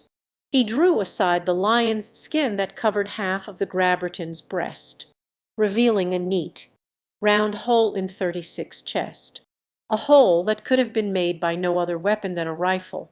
"Snyder," I exclaimed. Delcarte nodded. At about the same time the eyelids of the wounded man fluttered, and raised. He looked up at us, and very slowly the light of consciousness returned to his eyes. "What happened?" 36. I asked him. He tried to reply, but the effort caused him to cough, bringing about a hemorrhage of the lungs, and again he fell back exhausted. For several long minutes he lay as one dead. Then, in an almost inaudible whisper, he spoke. "Snyder." He paused, tried to speak again, raised a hand, and pointed downriver. They went back. And then he shuddered convulsively and died. None of us voiced his belief, but I think they were all alike. Victory and Snyder had stolen the launch and deserted us. 7. We stood there, grouped about the body of the dead Grabberton, looking futilely down the river to where it made an abrupt curve to the west, a quarter of a mile below us, and was lost to sight, as though we expected to see the truant returning to us with our precious launch, the thing that meant life or death to us in this unfriendly, savage world.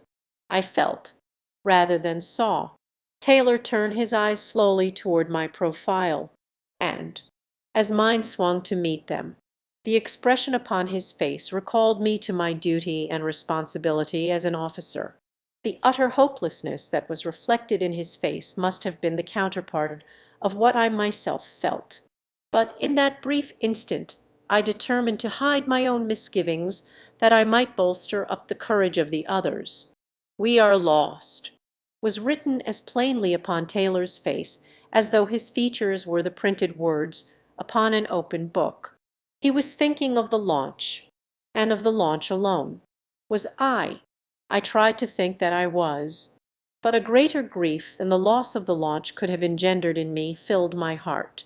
A sullen, gnawing misery which I tried to deny, which I refused to admit, but which persisted in obsessing me until my heart rose and filled my throat, and I could not speak when I would have uttered words of reassurance to my companions. And then rage came to my relief, rage against the vile traitor who had deserted 3 of his fellow countrymen in so frightful a position. I tried to feel an equal rage against the woman, but somehow I could not, and kept searching for excuses for her. Her youth, her inexperience, her savagery. My rising anger swept away my temporary helplessness. I smiled, and told Taylor not to look so glum. "We will follow them," I said, "and the chances are that we shall overtake them. They will not travel as rapidly as Snyder probably hopes. He will be forced to halt for fuel and for food, and the launch must follow the windings of the river. We can take short cuts while they are traversing the detour. I have my map, thank God. I always carry it upon my person, and with that and the compass we will have an advantage over them." My words seemed to cheer them both, and they were for starting off at once in pursuit. There was no reason why we should delay, and we set forth down the river. As we tramped along, we discussed a question that was uppermost in the mind of each: what we should do with Snyder when we had captured him. For with the action of pursuit had come the optimistic conviction that we should succeed. As a matter of fact, we had to succeed. The very thought of remaining in this utter wilderness for the rest of our lives was impossible. We arrived at nothing very definite in the matter of Snyder's punishment. Since Taylor was for shooting him, Delcart insisting that he should be hanged, while I, although fully conscious of the gravity of his offense, could not bring myself to give the death penalty. I fell to wondering what charm Victory had found in such a man as Snyder, and why I insisted upon finding excuses for her and trying to defend her indefensible act. She was nothing to me, aside from the natural gratitude I felt for her since she had saved my life. I owed her nothing. She was a half-naked little savage. I, a gentleman, and an officer in the world's greatest navy. There could be no close bonds of interest between us.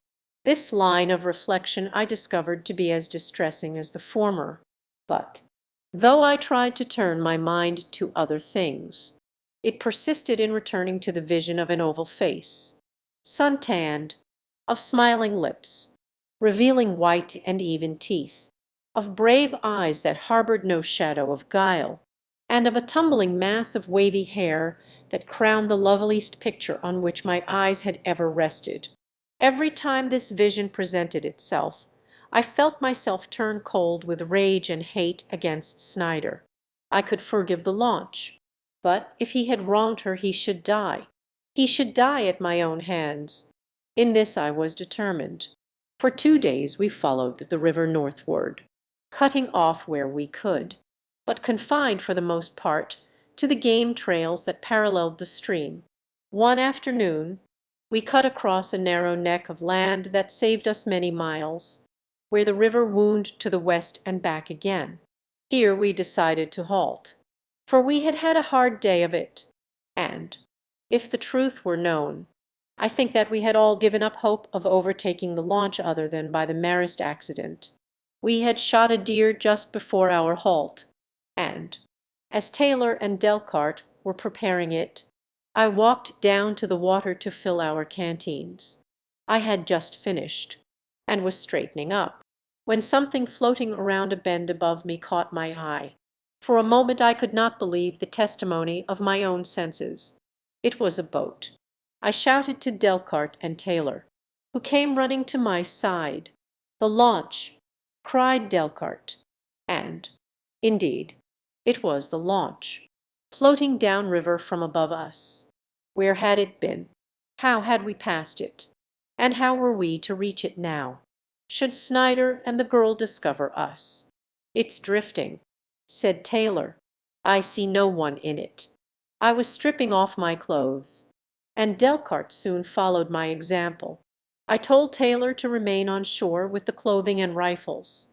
He might also serve us better there, since it would give him an opportunity to take a shot at Snyder should the man discover us and show himself. With powerful strokes we swam out in the path of the oncoming launch, being a stronger swimmer than Delcart.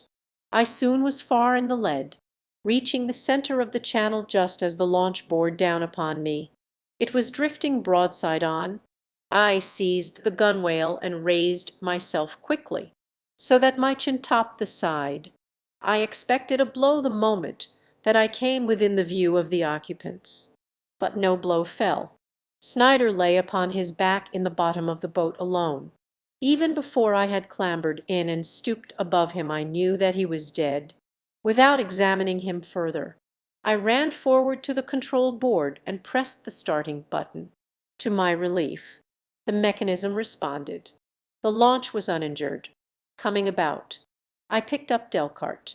He was astounded at the sight that met his eyes, and immediately fell to examining Snyder's body for signs of life. The fellow had been dead for hours. He was cold and still, but Delcart's search was not without results. For above Snyder's heart was a wound, a slit about an inch in length, such a slit as a sharp knife would make, and in the dead fingers of one hand was clutched a strand of long brown hair. Victory's hair was brown. They say that dead men tell no tales. But Snyder told the story of his end as clearly as though the dead lips had parted and poured forth the truth. The beast had attacked the girl, and she had defended her honor. We buried Snyder beside the Rhine, and no stone marks his last resting place. Beasts do not require headstones. Then we set out in the launch, turning her nose upstream, when I had told Delcart and Taylor that I intended searching for the girl. Neither had demurred. "We had her wrong in our thoughts," said Delcart, "and the least that we can do in expiation is to find and rescue her." We called her name aloud every few minutes as we motored up the river, but, though we returned all the way to our former camping place, we did not find her. I then decided to retrace our journey, letting Taylor handle the launch, while Delcart and I, upon opposite sides of the river, searched for some sign of the spot where Victory had landed. We found nothing until we had reached a point a few miles above the spot where I had first seen the launch drifting down toward us, and there I discovered the remnants of a recent camp fire. That Victory carried flint and steel I was aware, and that it was she who built the fire I was positive. But which way had she gone since she stopped here? Would she go on down the river, that she might thus bring herself nearer her own Grabberton, or would she have sought to search for us upstream, where she had seen us last? I had hailed Taylor, and sent him across the river to take in Delcart, that the two might join me and discuss my discovery and our future plans. While waiting for them, I stood looking out over the river, my back toward the woods that stretched away to the east behind me. Delcart was just stepping into the launch upon the opposite side of the stream, when, without the least warning, I was violently seized by both arms and about the waist. 3 or 4 men were upon me at once. My rifle was snatched from my hands and my revolver from my belt. I struggled for an instant, but finding my efforts of no avail, I ceased them, and turned my head to have a look at my assailants. At the same time several others of them walked around in front of me, and, to my astonishment, I found myself looking upon uniformed soldiery, armed with rifles, revolvers, and sabres, but with faces as black as coal. 8. Delcart and Taylor were now in midstream, coming toward us, and I called to them to keep aloof until I knew whether the intentions of my captors were friendly or otherwise. My good men wanted to come on and annihilate the blacks, but there were upward of 100 of the latter, all well armed, and so I commanded Delcart to keep out of harm's way, and stay where he was till I needed him. A young officer called and beckoned to them, but they refused to come, and so he gave orders that resulted in my hands being secured at my back, after which the company marched away, straight toward the east. I noticed that the men wore spurs, which seemed strange to me, but when, late in the afternoon, we arrived at their encampment, I discovered that my captors were cavalrymen. In the center of a plain stood a log fort, with a blockhouse at each of its 4 corners. As we approached, I saw a herd of cavalry horses grazing under guard outside the walls of the post. They were small, stocky horses, but the telltale saddle galls proclaimed their calling. The flag flying from a tall staff inside the palisade was one which I had never before seen nor heard of. We marched directly into the compound, where the company was dismissed, with the exception of a guard of 4 privates, who escorted me in the wake of the young officer. The latter led us across a small parade ground, where a battery of light field guns was parked, and toward a log building, in front of which rose the flagstaff. I was escorted within the building into the presence of an old negro, a fine-looking man with a dignified and military bearing. He was a colonel, I was to learn later, and to him I owe the very humane treatment that was accorded me while I remained his prisoner. He listened to the report of his junior, and then turned to question me, but with no better results than the former had accomplished. Then he summoned an orderly, and gave some instructions. The soldier saluted, and left the room, returning in about 5 minutes with a hairy old white man, just such a savage, primeval-looking fellow as I had discovered in the woods the day that Snyder had disappeared with the launch. The colonel evidently expected to use the fellow as interpreter, but when the savage addressed me it was in a language as foreign to me as was that of the blacks. At last the old officer gave it up, and, shaking his head, gave instructions for my removal. From his office I was led to a guardhouse, in which I found about 50 half-naked whites, clad in the skins of wild beasts. I tried to converse with them, but not one of them could understand Pan-American, nor could I make head or tail of their jargon. For over a month I remained a prisoner there, working from morning until night at odd jobs about the headquarters building of the commanding officer. The other prisoners worked harder than I did, and I owe my better treatment solely to the kindlights and discrimination of the old colonel. What had become of Victory, of Delcart, of Taylor I could not know, nor did it seem likely that I should ever learn.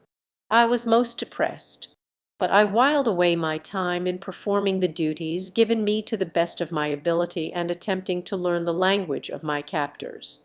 Who they were or where they came from was a mystery to me. That they were the outpost of some powerful black nation seemed likely, yet where the seat of that nation lay I could not guess. They looked upon the whites as their inferiors, and treated us accordingly. They had a literature of their own, and many of the men, even the common soldiers, were omnivorous readers. Every 2 weeks a dust-covered trooper would trot his jaded mount into the post and deliver a bulging sack of mail at headquarters. The next day he would be away again upon a fresh horse toward the south. carrying the soldiers' letters to friends in the far-off land of mystery from whence they all had troops, sometimes mounted and sometimes afoot, left the post daily for what I assumed to be patrol duty. I judged the little force of 1,000 men were detailed here to maintain the authority of a distant government in a conquered country. Later, I learned that my surmise was correct, and this was but one of a great chain of similar posts that dotted the new frontier of the black nation into whose hands I had fallen. Slowly I learned their tongue, so that I could understand what was said before me and make myself understood. I had seen from the first that I was being treated as a slave, that all whites that fell into the hands of the blacks were thus treated. Almost daily new prisoners were brought in, and about 3 weeks after I was brought into the post a troop of cavalry came from the south to relieve one of the troops stationed there. There was great jubilation in the encampment after the arrival of the newcomers. Old friendships were renewed and new ones made, but the happiest men were those of the troop that was to be relieved. The next morning they started away, and as they were forced upon the parade ground we prisoners were marched from our quarters and lined up before them. A couple of long chains were brought, with rings in the links every few feet. At first I could not guess the purpose of these chains, but I was soon to learn. A couple of soldiers snapped the first ring around the neck of a powerful white slave, and one by one the rest of us were herded to our places, and the work of shackling us neck to neck commenced. The colonel stood watching the procedure. Presently his eyes fell upon me, and he spoke to a young officer at his side. The latter stepped toward me and motioned me to follow him. I did so, and was led back to the colonel. By this time I could understand a few words of their strange language, and when the colonel asked me if I would prefer to remain at the post as his body servant, I signified my willingness as emphatically as possible, for I had seen enough of the brutality of the common soldiers toward their white slaves to have no desire to start out upon a march of unknown length, chained by the neck, and driven on by the great whips that a score of the soldiers carried. About 300 prisoners who had been housed in 6 prisons at the post marched out of the gates that morning. Toward what fate and what future I could not guess. Neither had the poor devils themselves more than the most vague conception of what lay in store for them, except that they were going elsewhere to continue in the slavery that they had known since their capture by their black conquerors, a slavery that was to continue until death released them. My position was altered at the post. From working about the headquarters office, I was transferred to the colonel's living quarters. I had greater freedom, and no longer slept in one of the prisons, but had a little room to myself off the kitchen of the colonel's log house. My master was always kind to me, and under him I rapidly learned the language of my captors, and much concerning them that had been a mystery to me before. His name was Abu Belik. He was a colonel in the cavalry of Abyssinia, a country of which I do not remember ever hearing, but which Colonel Belik assured me is the oldest civilized country in the world. Colonel Belik was born in Addis Abeba, the capital of the empire, and until recently had been in command of the emperor's palace guard. Jealousy and the ambition and intrigue of another officer had lost him the favor of his emperor, and he had been detailed to this frontier post as a mark of his sovereign's displeasure. Some 50 years before, the young emperor, Menelik Ksiv, was ambitious. He knew that a great world lay across the waters far to the north of his capital. Once he had crossed the desert and looked out upon the blue sea that was the northern boundary of his dominions. There lay another world to conquer. Menelik busied himself with the building of a great fleet, though his people were not a maritime race. His army crossed into Europe. It met with little resistance, and for 50 years his soldiers had been pushing his boundaries farther and farther toward the north. "The yellow men from the east and north are contesting our rights here now," said the colonel, "but we shall win. We shall conquer the world, carrying Christianity to all the benighted heathen of Europe, and Asia as well. "You are a Christian people?" I asked. He looked at me in surprise, nodding his head affirmatively. "I am a Christian," I said. "My people are the most powerful on earth." He smiled and shook his head indulgently, as a father to a child who sets up his childish judgment against that of his elders. Then I set out to prove my point. I told him of our cities, of our army, of our great navy. He came right back at me asking for figures. And when he was done I had to admit that only in our navy were we numerically superior. Menelik Siv is the undisputed ruler of all the continent of Africa, of all of ancient Europe except the British Isles, Scandinavia, and Eastern Russia, and has large possessions and prosperous colonies in what once were Arabia and Turkey in Asia. He has a standing army of 10 million men, and his people possessed slaves, white slaves, to the number of 10 or 15 million. Colonel Bellick was much surprised, however, upon his part to learn of the great nation which lay across the ocean, and when he found that I was a naval officer, he was inclined to accord me even greater consideration than formerly. It was difficult for him to believe my assertion that there were but few blacks in my country, and that these occupied a lower social plane than the whites. Just the reverse is true in Colonel Bellick's land.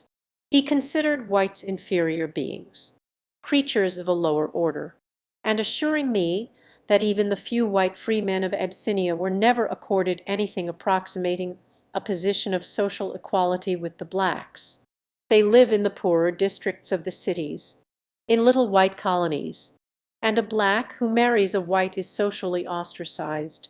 The arms and ammunition of the Abyssinians are greatly inferior to ours. Yet they are tremendously effective against the ill-armed barbarians of Europe. Their rifles are of a type similar to the magazine rifles of 20th century Pan America, but carrying only 5 cartridges in the magazine, in addition to the one in the chamber. They are of extraordinary length, even those of the cavalry, and are of extreme accuracy.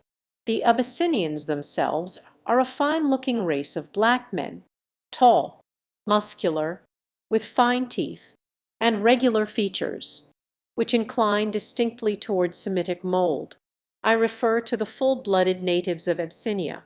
They are the patricians, the aristocracy. The army is officered almost exclusively by them. Among the soldiery a lower type of Negro predominates, with thicker lips and broader, flatter noses. These men are recruited, so the colonel told me, from among the conquered tribes of Africa.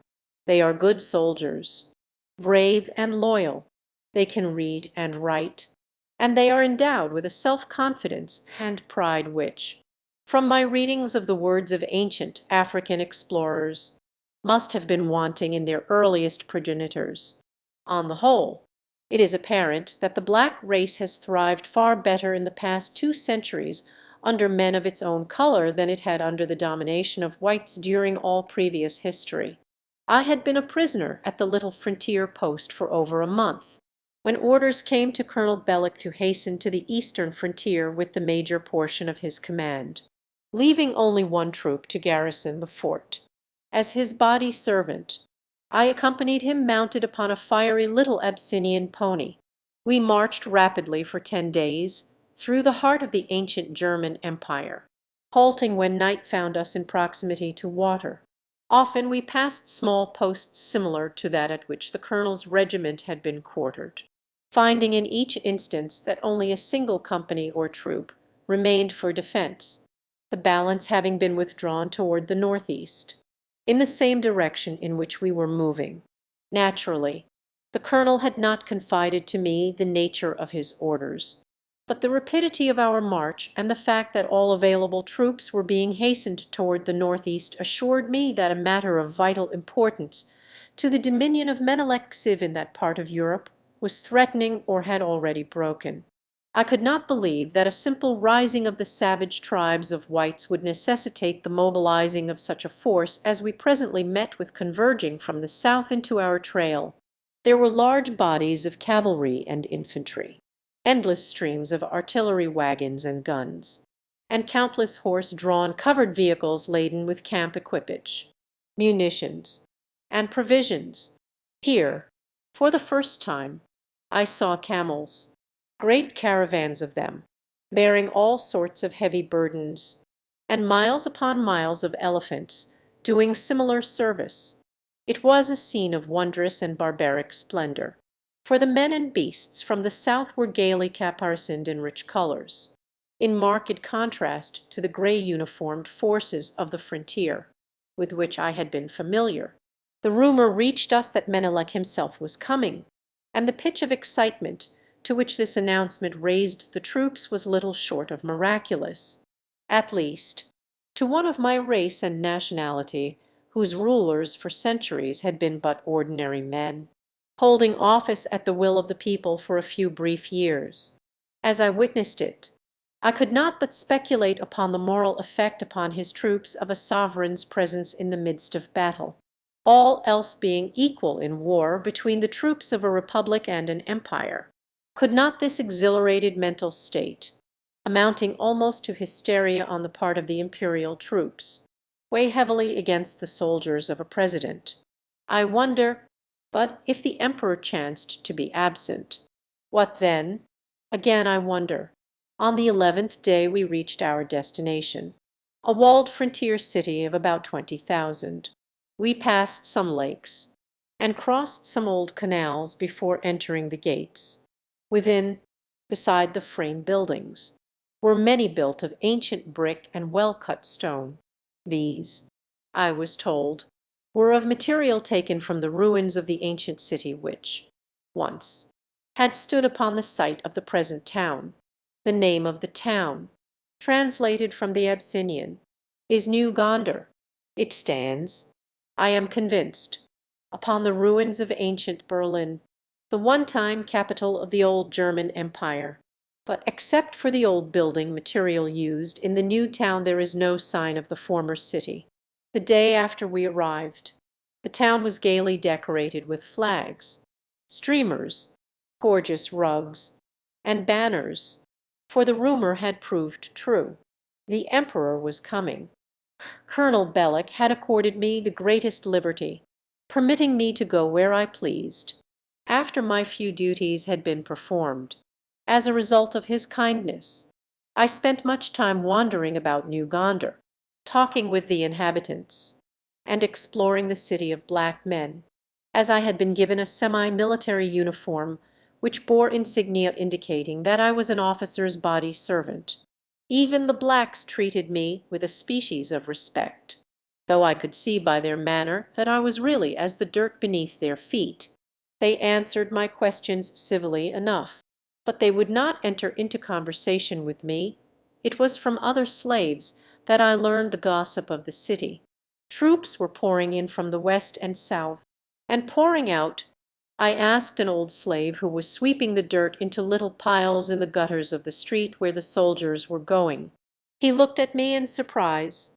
Why, to fight the yellow men, of course, he said. They have crossed the border and are marching toward New Gondar.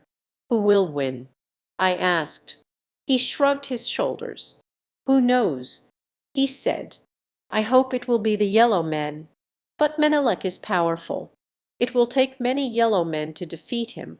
Crowds were gathering along the sidewalks to view the emperor's entry into the city. I took my place among them, although I hate crowds, and I am glad that I did, for I witnessed such a spectacle of barbaric splendor as no other Pan-American has ever looked upon.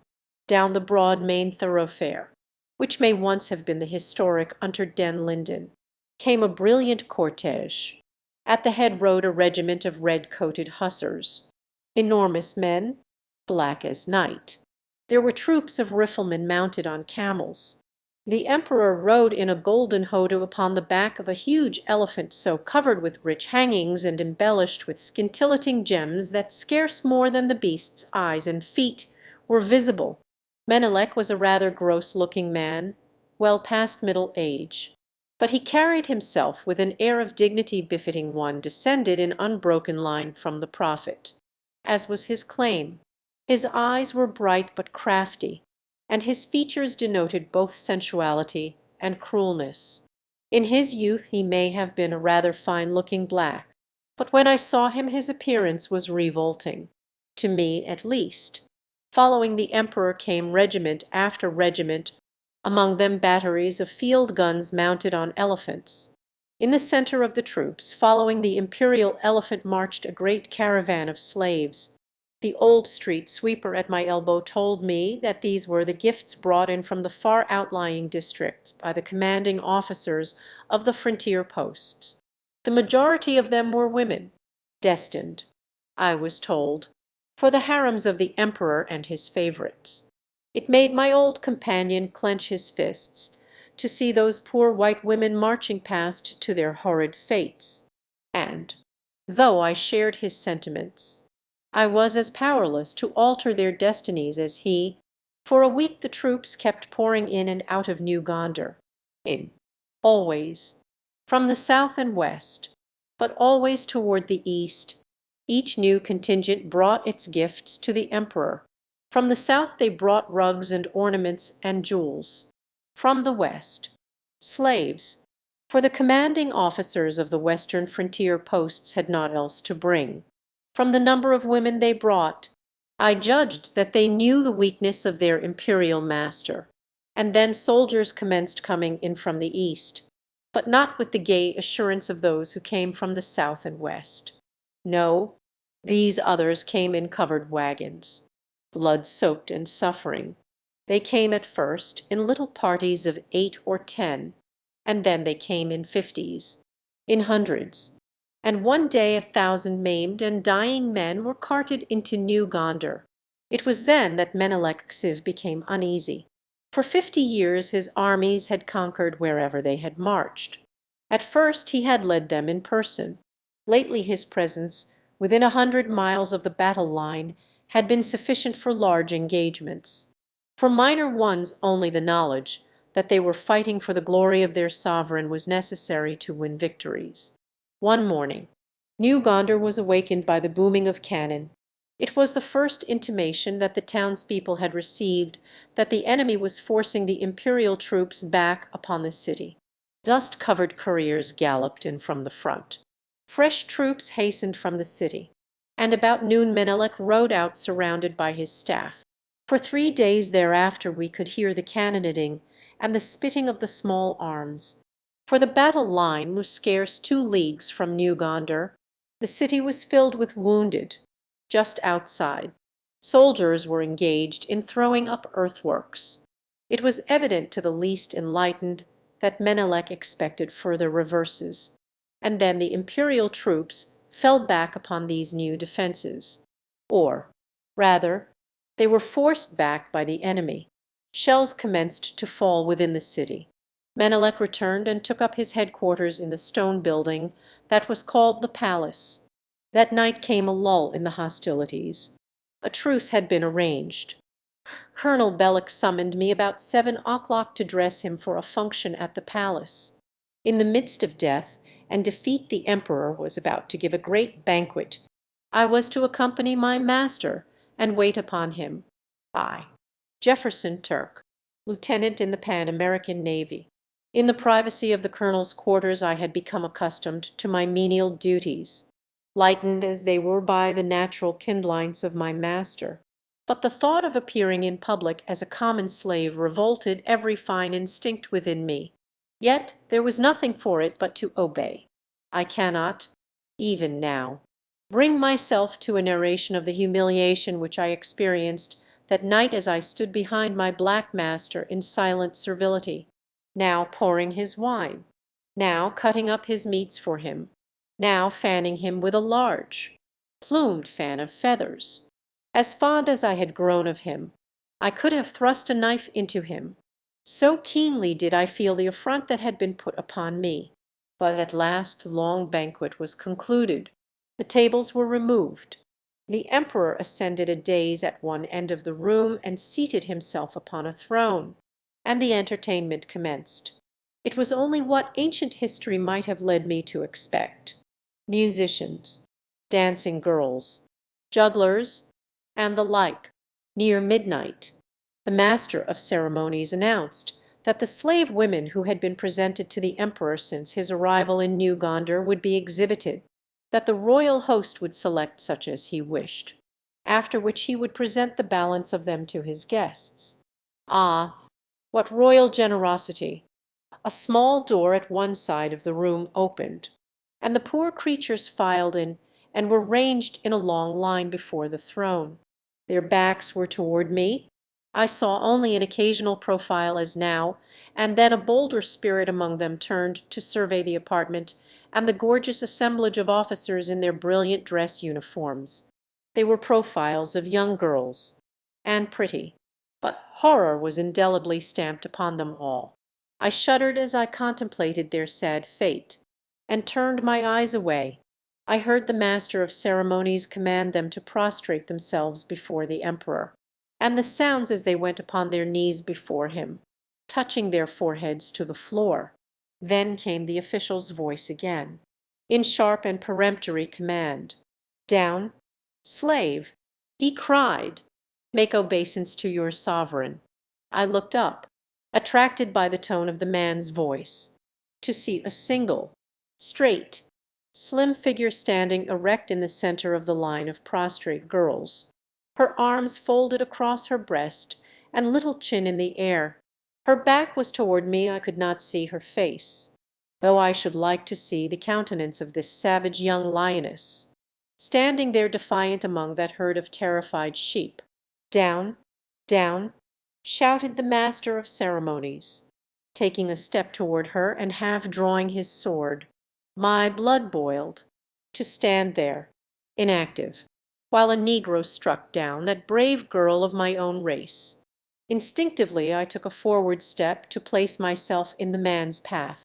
But at the same instant Menelek raised his hand in a gesture that halted the officer. The emperor seemed interested, but in no way angered at the girl's attitude. "Let us inquire," he said in a smooth, pleasant voice, "why this young woman refuses to do homage to her sovereign."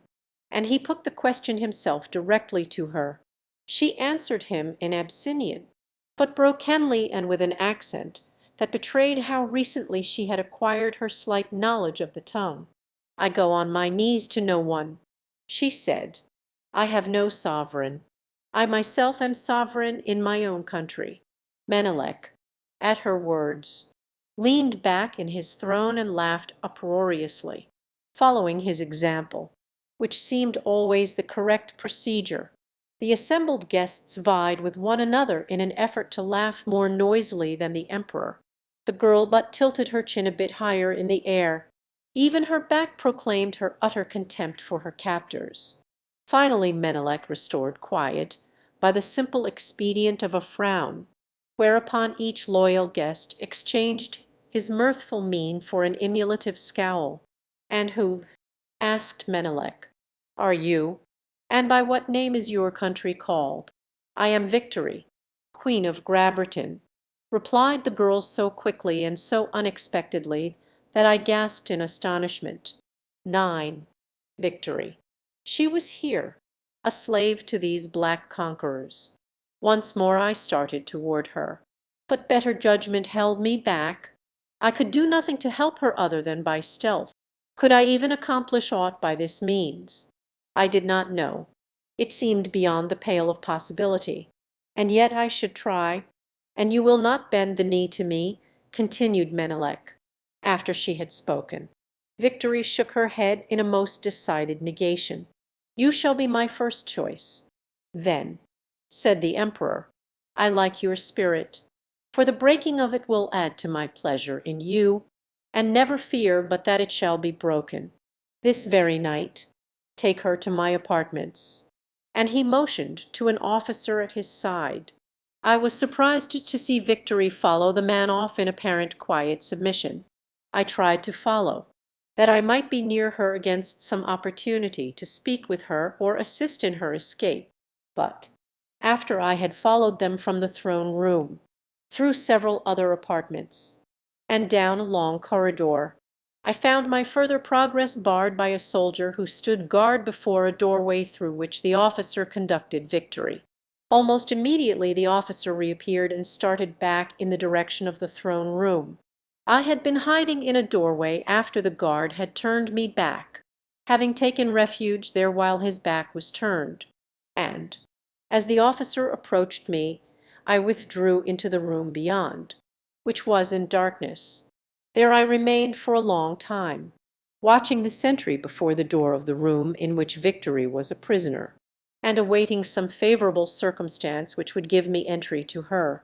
I have not attempted to fully describe my sensations at the moment I recognized Victory, because, I can assure you, they were entirely indescribable.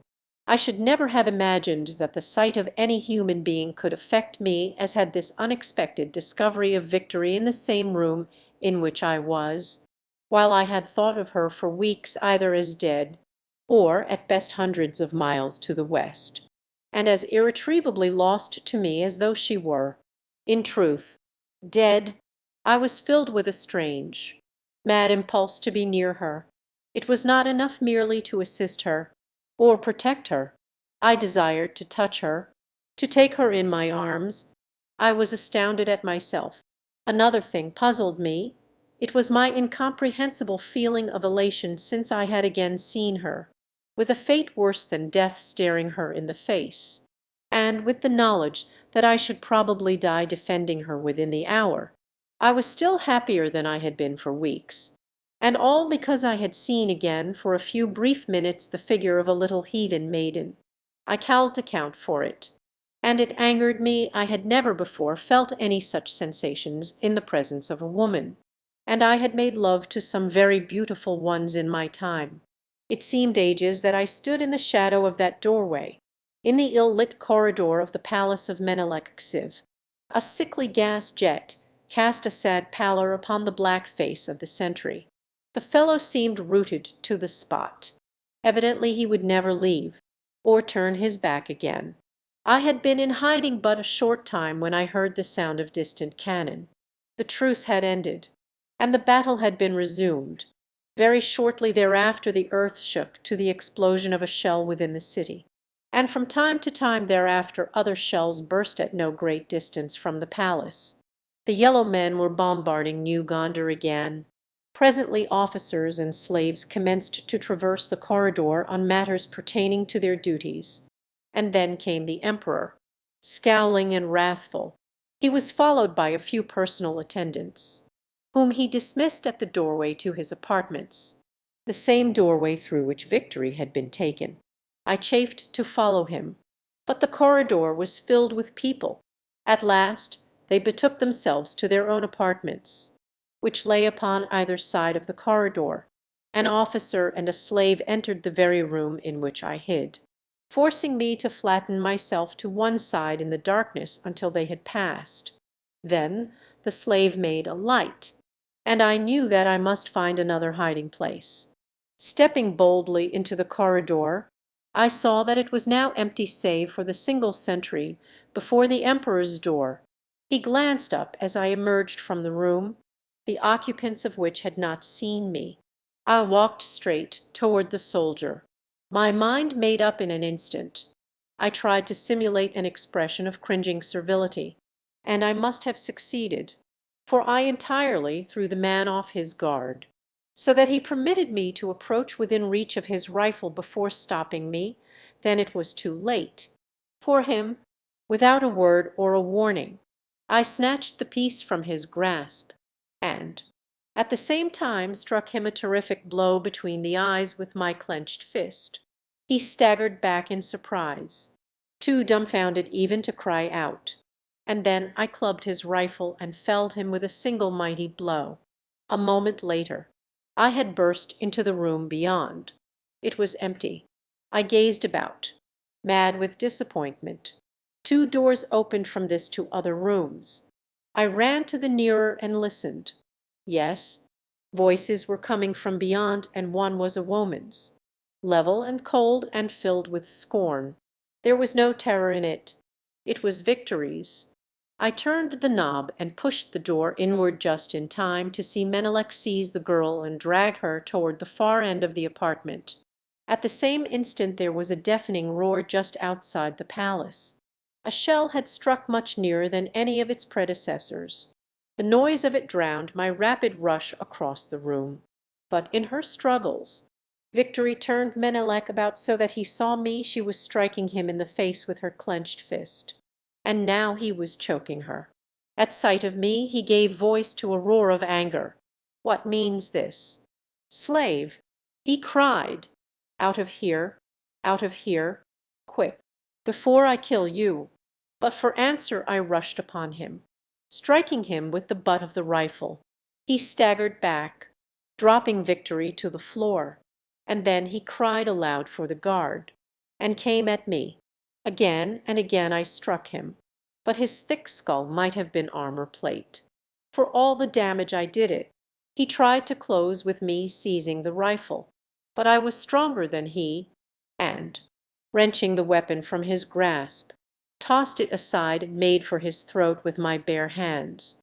I had not dared fire the weapon for fear that its report would bring the larger guard stationed at the farther end of the corridor. We struggled about the room, striking one another, knocking over furniture, and rolling upon the floor. Menelek was a powerful man, and he was fighting for his life. Continually he kept calling for the guard, until I succeeded in getting a grip upon his throat. But it was too late. His cries had been heard, and suddenly the door burst open, and a score of armed guardsmen rushed into the apartment.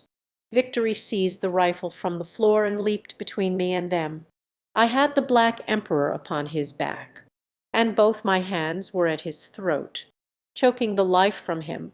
The rest happened in the fraction of a second. There was a rending crash above us, then a deafening explosion within the chamber. Smoke and powder fumes filled the room. Half stunned, I rose from the lifeless body of my antagonist just in time to see Victory stagger to her feet and turn toward me. Slowly the smoke cleared to reveal the shattered remnants of the guard. A shell had fallen through the palace roof and exploded just in the rear of the detachment of guardsmen who were coming to the rescue of their emperor. Why neither Victory nor I were struck is a miracle. The room was a wreck. A great, jagged hole was torn in the ceiling, and the wall toward the corridor had been blown entirely out. As I rose, Victory had risen, too, and started toward me, but when she saw that I was uninjured she stopped, and stood there in the center of the demolished apartment looking at me. Her expression was inscrutable. I could not guess whether she was glad to see me or not. "Victory," I cried, "thank God that you are safe." And I approached her, a greater gladness in my heart than I had felt since the moment that I knew the cold water must be swept beyond 30. There was no answering gladness in her eyes. Instead, she stamped her little foot in anger. "Why did it have to be you who saved me?" she exclaimed. "I hate you." "Hate me?" I asked. "Why should you hate me, Victory? I do not hate you. I. What was I about to say? I was very close to her as a great light broke over me. Why had I never realized it before? The truth accounted for a great many hitherto inexplicable moods that had claimed me from time to time since first I had seen Victory. "Why should I hate you?" she repeated. "Because Snyder told me, he told me that you had promised me to him. But he did not get me. I killed him, as I should like to kill you. Snyder lied." I cried, and then I seized her and held her in my arms, and made her listen to me, though she struggled and fought like a young lioness. "I love you, Victory. You must know that I love you, that I have always loved you, and that I never could have made so base a promise." She ceased her struggles, just a trifle, but still tried to push me from her. "You called me a barbarian," she said. "Ah, so that was it. That still rankled." I crushed her to me. "You could not love a barbarian." She went on, but she had ceased to struggle. "But I do love a barbarian, Victory." I cried, "the dearest barbarian in the world." She raised her eyes to mine, and then her smooth, brown arms encircled my neck and drew my lips down to hers. "I love you. I have loved you always," she said, and then she buried her face upon my shoulder and sobbed. "I have been so unhappy," she said, "but I could not die while I thought that you might live," as we stood there, momentarily forgetful of all else than our new-found happiness.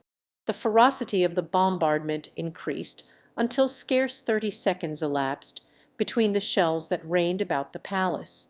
To remain long would be to invite certain death. We could not escape the way that we had entered the apartment, for not only was the corridor now choked with debris, but beyond the corridor there were doubtless many members of the emperor's household who would stop us. Upon the opposite side of the room was another door, and toward this I led the way. It opened into a third apartment with windows overlooking an inner court. From one of these windows I surveyed the courtyard. Apparently it was empty, and the rooms upon the opposite side were unlighted. Assisting Victory to the open, I followed, and together we crossed the court, discovering upon the opposite side a number of wide, wooden doors set in the wall of the palace, with small windows between. As we stood close behind one of the doors, listening, "A horse within night, the stables," I whispered, and, a moment later, had pushed back a door and entered. From the city about us we could hear the din of great commotion, and quite close the sounds of battle, the crack of thousands of rifles, the yells of the soldiers, the hoarse commands of officers, and the blare of bugles. The bombardment had ceased as suddenly as it had commenced. I judged that the enemy was storming the city, for the sounds we heard were the sounds of hand-to-hand combat. Within the stables I groped about until I had found saddles and bridles for 2 horses, but afterward, in the darkness, I could find but a single mount. The doors of the opposite side, leading to the street, were open, and we could see great multitudes of men, women, and children fleeing toward the west. Soldiers were joining the mad exodus. Now and then a camel or an elephant would pass bearing some officer or dignitary to safety. It was evident that the city would fall at any moment, a fact which was amply proclaimed by the terror-stricken haste of the fear-mad mob. Horse, camel, and elephant trod helpless women and children beneath their feet. A common soldier dragged a general from his mount, and, leaping to the animal's back, fled down the packed street toward the west. A woman seized a gun and brained a court dignitary, whose horse had trampled her child to death. Shrieks, curses, commands, supplications filled the air. It was a frightful scene, one that will be burned upon my memory forever. I had saddled and bridled the single horse which had evidently been overlooked by the royal household in its flight, and, standing a little back in the shadow of the stable's interior, Victory and I watched the surging throng without. To have entered it would have been to have courted greater danger than we were already in. We decided to wait until the stress of blacks thinned, and for more than an hour we stood there while the sounds of battle raged upon the eastern side of the city and the population flew toward the west. More and more numerous became the uniformed soldiers among the fleeing throng, until, toward the last, the street was packed with them. It was no orderly retreat, but a rout, complete and terrible. The fighting was steadily approaching us now, until the crack of rifles sounded in the very street upon which we were looking, and then came a handful of brave men, a little rear guard backing slowly toward the west, working their smoking rifles in feverish haste as they fired volley after volley at the foe we could not see. But these were pressed back and back until the first line of the enemy came opposite our shelter. They were men of medium height, with olive complexions and almond eyes. In them I recognized the descendants of the ancient Chinese race. They were well uniformed and superbly armed, and they fought bravely and under perfect discipline. So wrapped was I in the exciting events transpiring in the street that I did not hear the approach of a body of men from behind. It was a party of the conquerors who had entered the palace and were searching it. They came upon us so unexpectedly that we were prisoners before we realized what had happened. That night we were held under a strong guard just outside the eastern wall of the city, and the next morning were started upon a long march toward the east. Our captors were not unkind to us, and treated the women prisoners with respect. We marched for many days, so many that I lost count of them, and at last we came to another city, a Chinese city this time, which stands upon the site of ancient Moscow. It is only a small frontier city, but it is well built and well kept. Here a large military force is maintained, and here also is a terminus of the railroad that crosses modern China to the Pacific. There was every evidence of a high civilization in all that we saw within the city, which, in connection with the humane treatment that had been accorded all prisoners upon the long and tiresome march, encouraged me to hope that I might appeal to some high officer here for the treatment which my rank and birth merited. We could converse with our captors only through the medium of interpreters who spoke both Chinese and Abyssinian, but there were many of these, and shortly after we reached the city I persuaded one of them to carry a verbal message to the officer who had commanded the troops during the return from New Gondar, asking that I might be given a hearing by some high official. The reply to my request was a summons to appear before the officer to whom I had addressed my appeal. A sergeant came for me along with the interpreter, and I managed to obtain his permission to let Victory accompany me. I had never left her alone with the prisoners since we had been captured. To my delight I found that the officer into whose presence we were conducted spoke Abyssinian fluently. He was astounded when I told him that I was a Pan-American, unlike all others whom I had spoken with since my arrival in Europe. He was well acquainted with ancient history, was familiar with 20th century conditions in Pan America, and after putting a half-dozen questions to me was satisfied that I spoke the truth.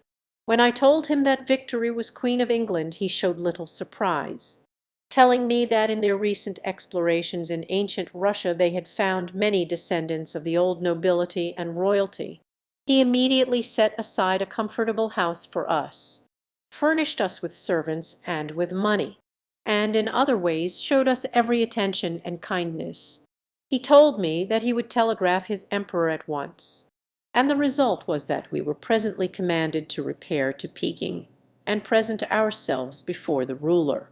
We made the journey in a comfortable railway carriage, through a country which, as we traveled farther toward the east, showed increasing evidence of prosperity and wealth.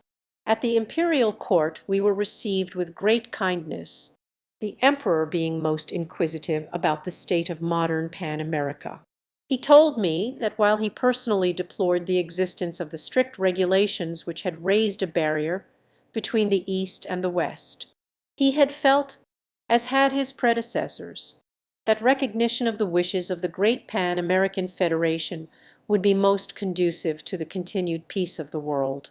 His empire includes all of Asia, and the islands of the Pacific as far east as 175.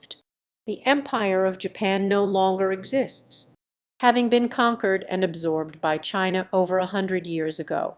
The Philippines are well administered, and constitute one of the most progressive colonies of the Chinese Empire. The emperor told me that the building of this great empire and the spreading of enlightenment among its diversified and savage peoples had required all the best efforts of nearly 200 years. Upon his accession to the throne he had found the labor well nigh perfected, and had turned his attention to the reclamation of Europe. His ambition is to wrest it from the hands of the blacks, and then to attempt the work of elevating its fallen peoples to the high estate from which the Great War precipitated them. I asked him who was victorious in that war, and he shook his head sadly as he replied, "Pan America, perhaps, and China." with the blacks of Abyssinia. He said, "Those who did not fight were the only ones to reap any of the rewards that are supposed to belong to victory. The combatants reaped naught but annihilation. You have seen. Better than any man you must realize that there was no victory for any nation embroiled in that frightful war. When did it end?" I asked him. Again he shook his head. "It has not ended yet. There has never been a formal peace declared in Europe. After a while there were none left to make peace, and the rude tribes which sprang from the survivors continued to fight among themselves, because they knew no better condition of society. War raised the works of man, war and pestilence raised man. God give that there shall never be such another war. You all know how Porfirio Johnson returned to Pan America with John Alvarez in chains. How Alvarez's trial raised a popular demonstration that the government could not ignore. His eloquent appeal, not for himself, but for me, is historic, as are its results. You know how a fleet was sent across the Atlantic to search for me, how the restrictions against crossing 30 to 175 were removed forever, and how the officers were brought to Peking, arriving upon the very day that Victory and I were married at the imperial court. My return to Pan America was very different from anything I could possibly have imagined a year before. Instead of being received as a traitor to my country, I was acclaimed a hero. It was good to get back again, good to witness the kindly treatment that was accorded my dear Victory. And when I learned that Delcart and Taylor had been found at the mouth of the Rhine, and were already back in Pan America, my joy was unalloyed. And now we are going back, Victory and I, with the men and the munitions and power to reclaim England for her queen. Again I shall cross 30. But under what altered conditions? A new epoch for Europe is inaugurated, with enlightened China on the east and enlightened Pan America on the west. The two great peace powers whom God has preserved to regenerate chastened and forgiven Europe. I have been through much. I have suffered much. But I have won two great laurel wreaths beyond 30. One is the opportunity to rescue Europe from barbarism. The other is a little barbarian. And the greater of these is victory.